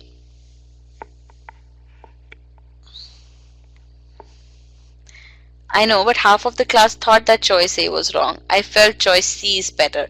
See, these are the kinds of things that you have to avoid. Don't feel that, it's not that you feel choice C was better. It has to be more concrete than that. Well, why was choice C better? Right? You have to be very, very specific there.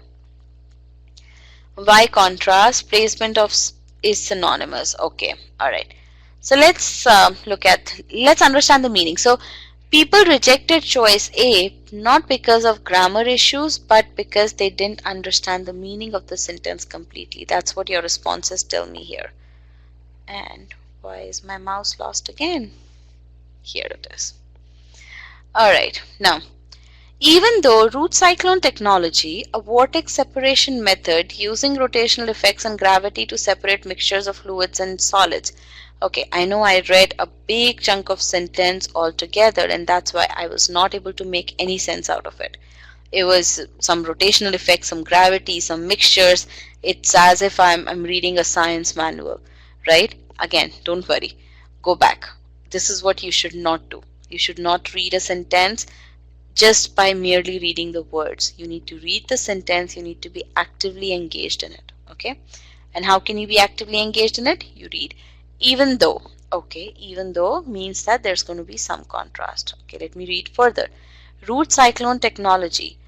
Okay, root cyclone technology, it seems to be some technologies, some technical term. So let me just change it into RCT, some short form, right? Because I really don't need to know if it's root or if it's cyclone. All I need to know is it's some kind of technology. So RCT. Alright, then a vortex separation method. A vortex separation method, okay, it seems like it's some kind of technical term here, using rotational effects and gravity. So it uses something to do something to separate mixtures of solids and fluids. Okay, so this part is simply telling me more information about RCT. It's describing what RCT does.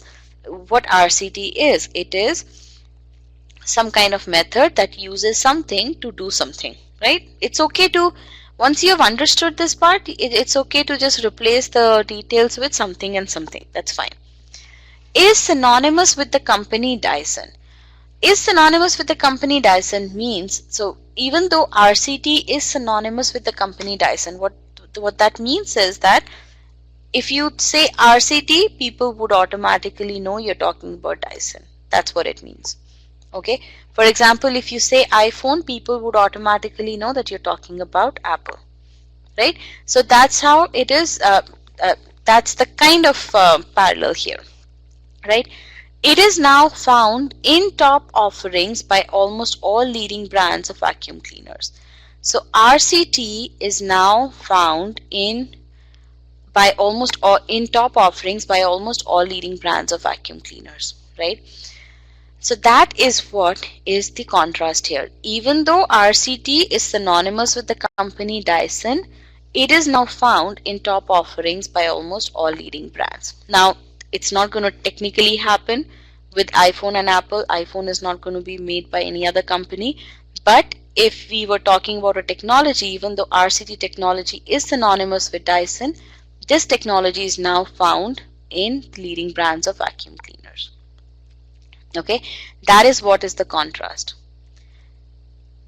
Okay, so what you have is RCT is synonymous, but it is found in many leading brands. That's what is the contrast. Now you take a look at the from grammar perspective. In fact, as we were reading the sentence, we didn't find anything odd in this sentence at all. Okay, now with this, I understand each and every part of the sentence. Now we go through the answer choices. Now here, the contrast is completely lost in choice B. There is no contrast here. Okay, now what all you have is you have two separate facts. Now because you have two separate facts, you no longer know that, okay, there is no contrast here, right? So that is the main thing that is wrong with this sentence. Let's take a look at choice C. About 26 of you marked choice C. In choice C, what we are saying is, okay, let me make sure, am I on choice C? Okay. Although RCT is a vortex separation method and is synonymous, it is now found in top offering. So why this choice is wrong is that now it has placed a descriptive information along with the descriptive information is also part of the contrast now. It seems that the contrast is not only that RCT is synonymous with Dyson, it's also that RCT is a vortex separation method. Okay, that is what is wrong with choice C. It has distorted the meaning by getting something which was not a contrasting fact and converting that into a contrasting fact. That is what is wrong with choice C. Okay.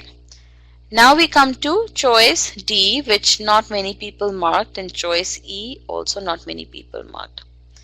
Right? So I hope that you guys can understand how choice A was correct, right? And how choice C was not correct. Okay. Now let's come to question number 3. Alright, question number 3, the correct answer is choice C.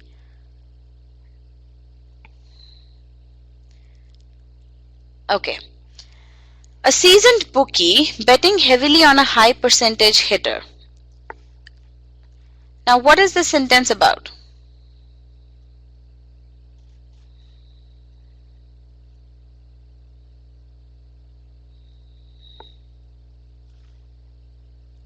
It's about a seasoned bookie, right? Now, he bets on a high percentage hitter, right? It's about betting of a high percentage betting done by a seasoned bookie. Who has a good average and has performed consistently in the past? Who has a good average? Tell me. Who has a good average? It's the hitter. Absolutely right. Then let's read further. Makes it likely to miss the decline in his performance, especially if it is interspersed with brilliant innings. Now, who is likely to miss the decline?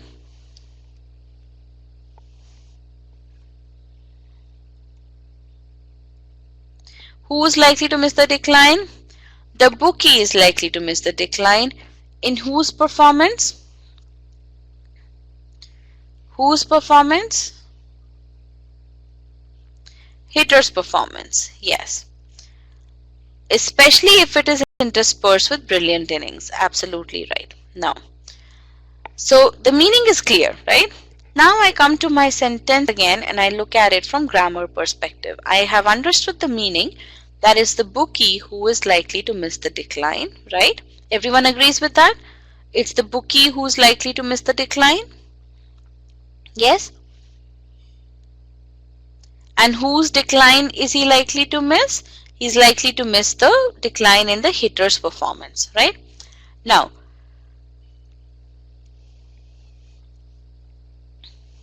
when I take a look at it from subject-verb standpoint, right? That's my first thing, right? A seasoned bookie makes it likely to miss the decline. Now when you read a seasoned bookie makes it likely to decline, what is the thought that comes to your head?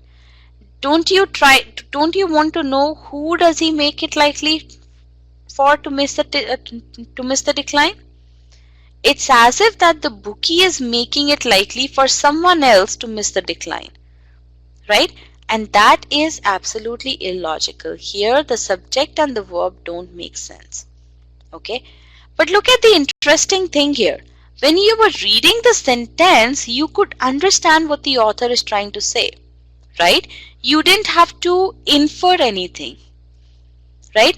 Versus in the first one, in the first question, you had to infer.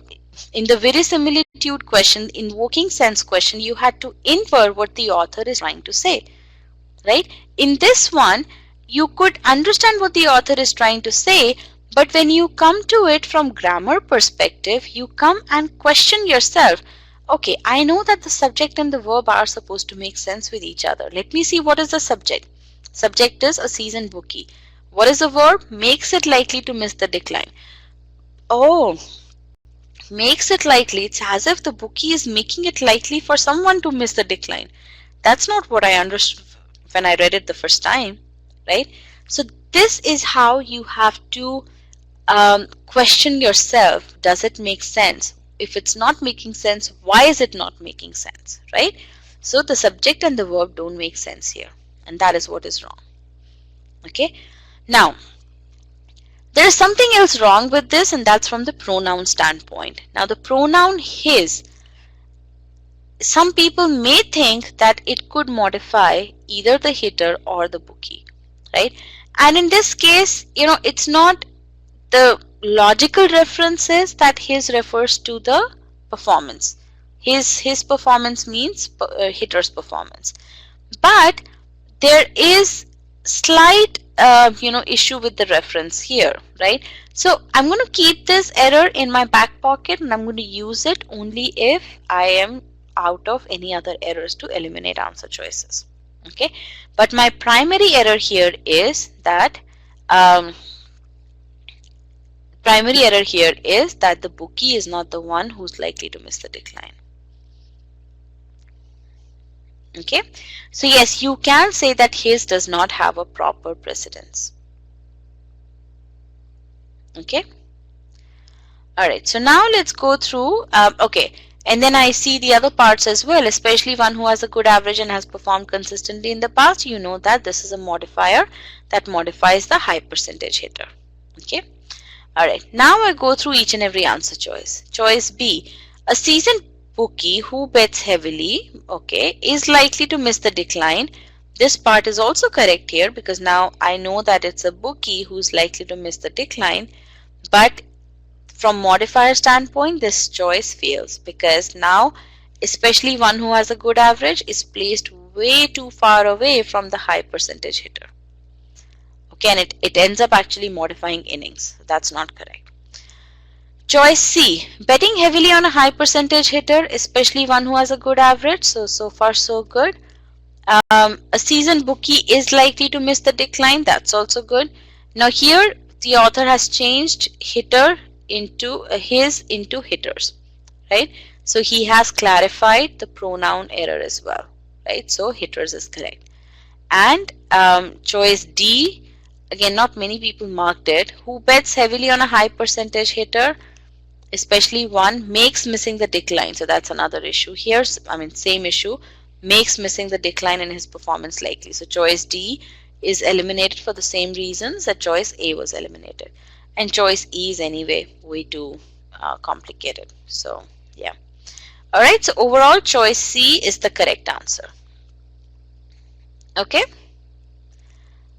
Alright. Okay, so we won't be doing question number 4 at all over here because again, majority, about 80% of the class was able to answer this question correctly. So let's skip ahead and let's just make sure that you have understood what I wanted you to understand, right? So now tell me, what is the most important thing for SC?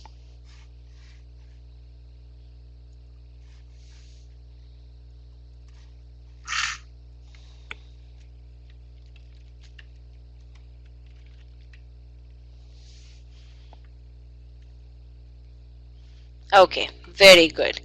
And where would you spend majority of your time?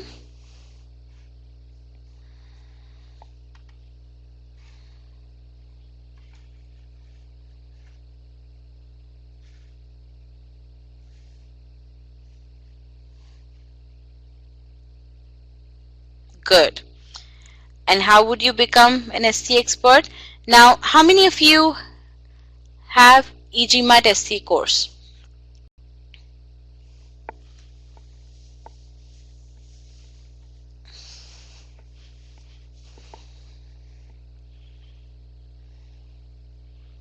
Okay, all right. So let me go through step-by-step instructions for you guys, right? The first and the foremost thing is you need to go through the foundations module, okay? And in this module, we basically tell you how to break down long sentences, right? There's the total of 6 learning items here.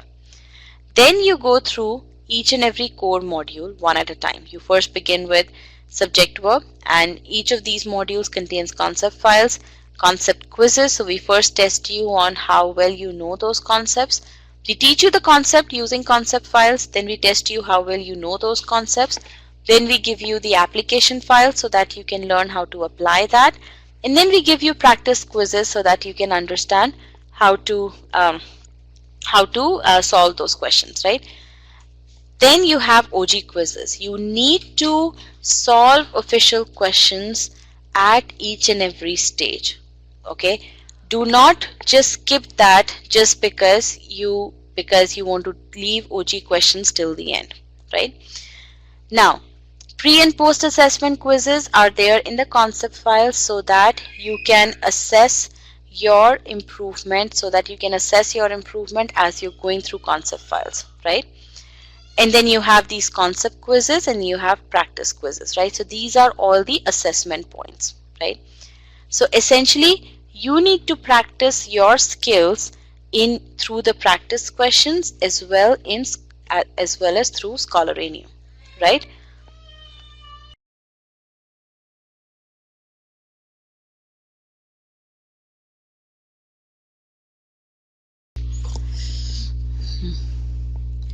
Alright, so essentially the entire learning environment is such that you learn something, you apply that, you practice that, right?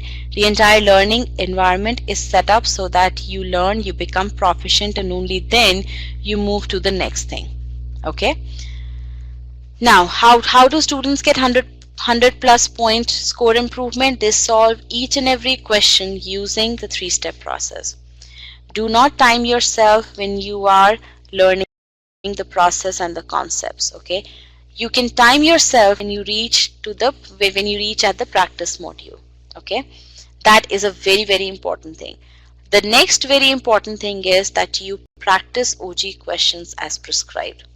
Do not leave them towards the end. This is one big mistake that people use.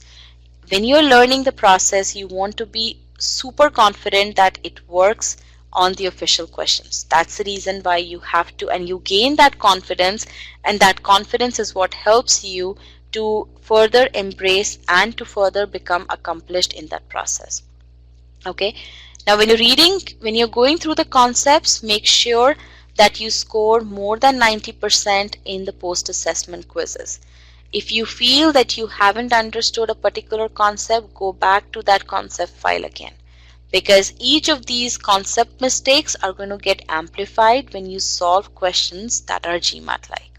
Okay, and as we did in this session, even if you get a question correct, make sure that you do a detailed review so that you know that you got those questions correct for the right reasons.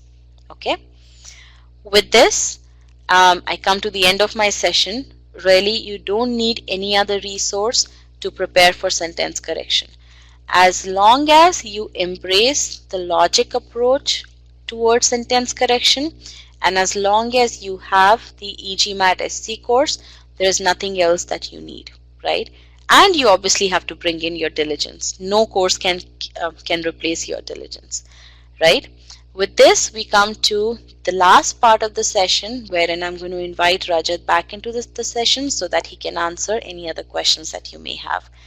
And once again, it was really wonderful conducting this session for you, and you were a very wonderful audience, and I wish you all the very best for your success in GMAT, in sentence correction, and then in GMAT. And I would really love to get your feedback, and please rate the session here. Let me bring about another poll through which I would want to hear something more subjective from you guys, or something more qualitative, so that I can take that with me.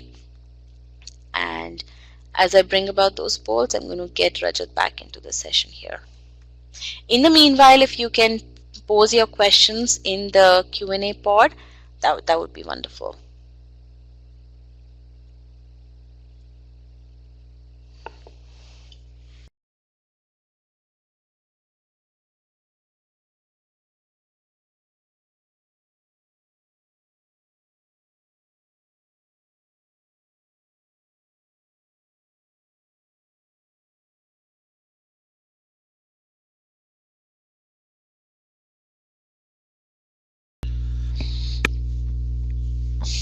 Alright guys, thank you very much for being with us during this webinar. Let me look at the questions that I have over here. Okay.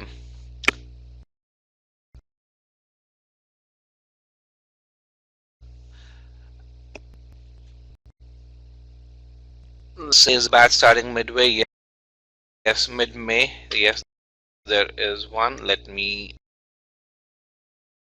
actually share the batch calendar, and let me first hide this. I'm gonna make sure we have a bit more. Okay,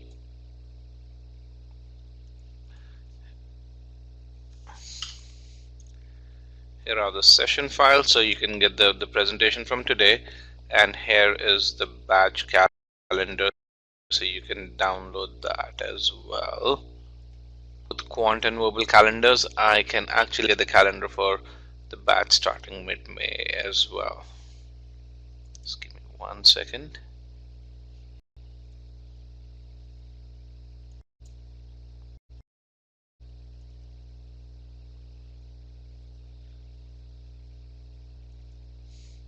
Here it is. Can you enroll only in the sentence correction course? Yes, you can do that from on my buy page.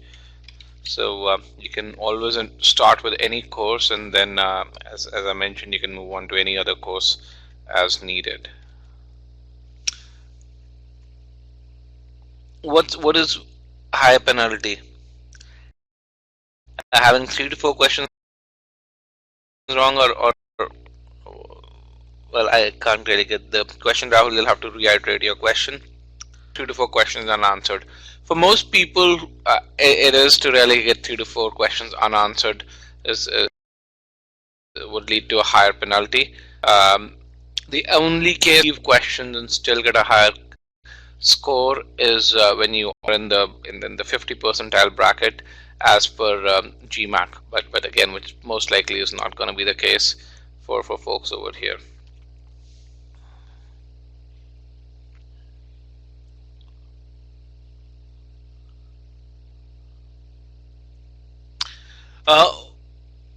There's a question which is, what is the difference between hard and medium questions in verbal, and very hard and medium questions in quant quizzes and scholarly?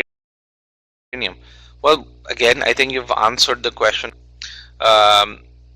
which is that hard questions are hard, they're difficult, they have lower accuracy overall, and so hard questions typically carry higher points, which is essentially the reason why we have questions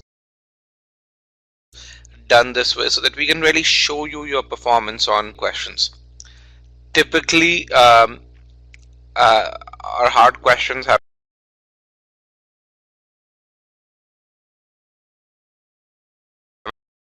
an accuracy rate of between 50 and 70%, and easy questions have an accuracy rate of upwards of 70%. GMAT's an adaptive demand difficult questions based on how you're performing, and this just exposes you on how you're doing with questions.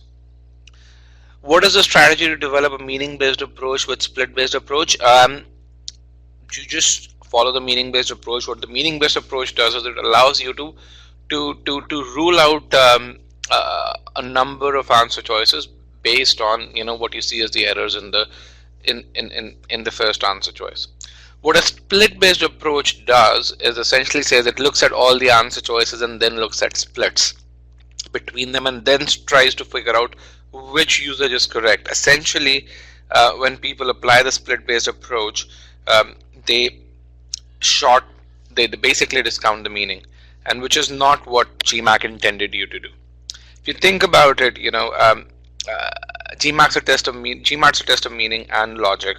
It's not a test of looking at splits and kind of figuring out what makes more sense. That's something that computers can do. GMAT tests higher order thinking.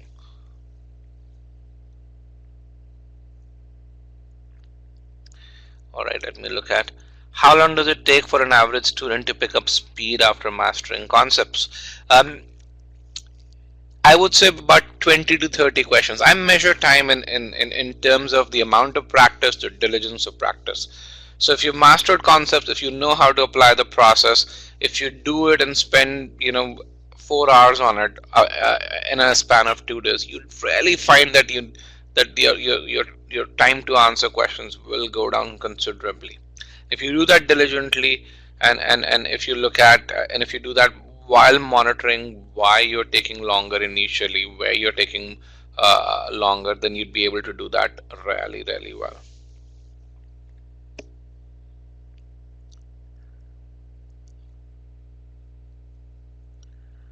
Are these concepts applicable to CAT 2? These concepts are applicable to CAT 2 to a good degree. One of the again, CAT has a slightly different format of asking questions, but the strategies and the concepts do apply over there. Now, one thing that you would really find is in CAT the questions aren't as precise as they are on the GMAT. Again, remember, CAT is being conducted by the IIMs. They just conduct the exam once a year. Then they don't have the same amount of focus as GMAT has while conducting the test, while conducting the GMAT, where it's goes on all year round. They keep on updating the test every so often. How long after completing verbal live prep should one take the actual test? So let's kind of discount the quant part, but I think, Soumya, one of the beauties of our offerings is regardless whether you take verbal live prep or verbal online, we offer you Scholaranium, which really tells you how prepared you are and what all do you need to do. Some people use that really well, and they use the recordings along with that and take the test in 30 days even before the batch finishes. And the reason why and how they're able to do this is because they follow the study plan. Others just do the bare minimum needed, and then once they go through the verbal workshop, they really get a shock and say, okay, these are the areas that I still need to work on, and those people need another 25 to 30 days after the batch is over. The third group, which is I think the most where a majority of our students are in, they study very well along with the batch, and then within a couple of weeks they're done with their verbal preparation, and during that couple of weeks after a verbal live prep, they still spend some time on quant. So I think depending on how much time do you put in along with us during the batch determines how many more days do you need after that.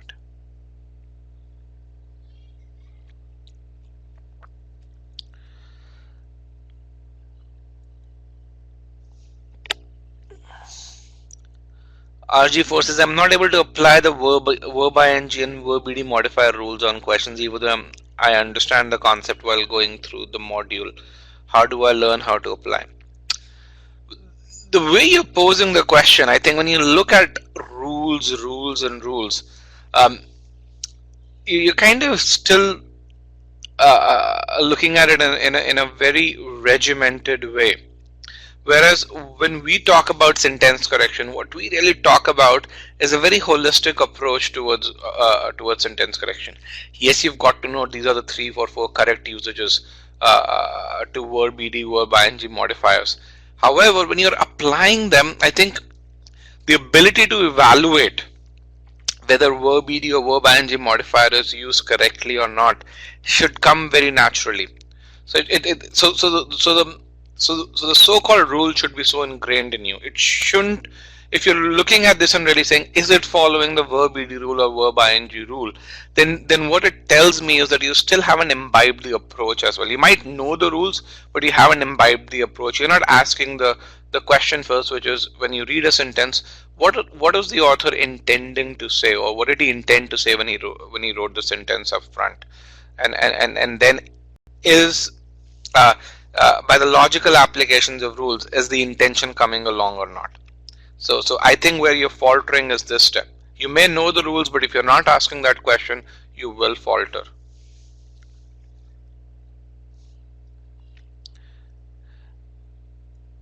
Is Scholarinium included in verbal live prep? Yes, it is, Soumya. Will Scholarinium offer me quant questions with verbal live prep? No, Kamalpreet, it won't. It is verbal live prep. We will help you as verbal. The full length mocks give you quant questions. GMAT club tests give you quant questions. But quant Scholarinium is a completely different offering from verbal Scholarinium.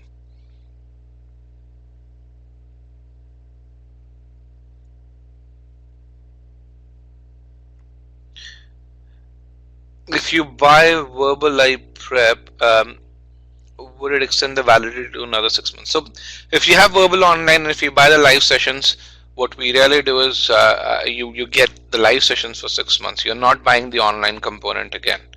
We do extend, we do courtesy extensions for 1 month, but if you want extensions beyond that, you'll have to pay a discounted price. Again, remember, if you're upgrading to live part, the part that you're upgraded to gets the additional 6 months. What are GMAT club tests? GMAT club tests are again, it's a quizzing platform in which you can do custom quizzes as well as full length mocks.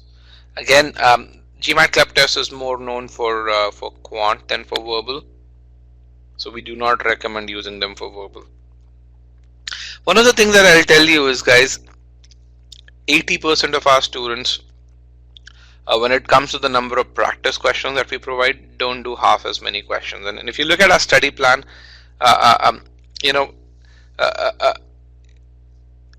what we really tell you is to go through the course, go through every concept and every live session. When it comes to practice, we say look at ability quizzes, focus on areas where you need help. Verbal Scholarinium has, when you look at the number of questions that's out there, that's equivalent to about 12 to 13 full-length verbal mocks, and then some. as no one needs that. The reason why they are there is because the variety of questions, the number of questions allow you to isolate your weakness. The reason we have 10 ability quizzes for each section is so that you can track your improvement through a very consistent process.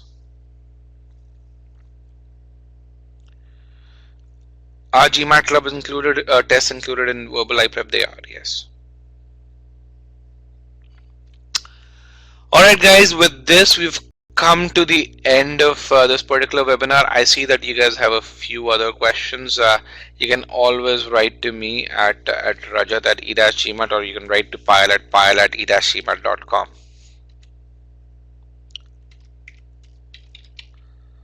Thank you very much, and I will see you in our webinar next week.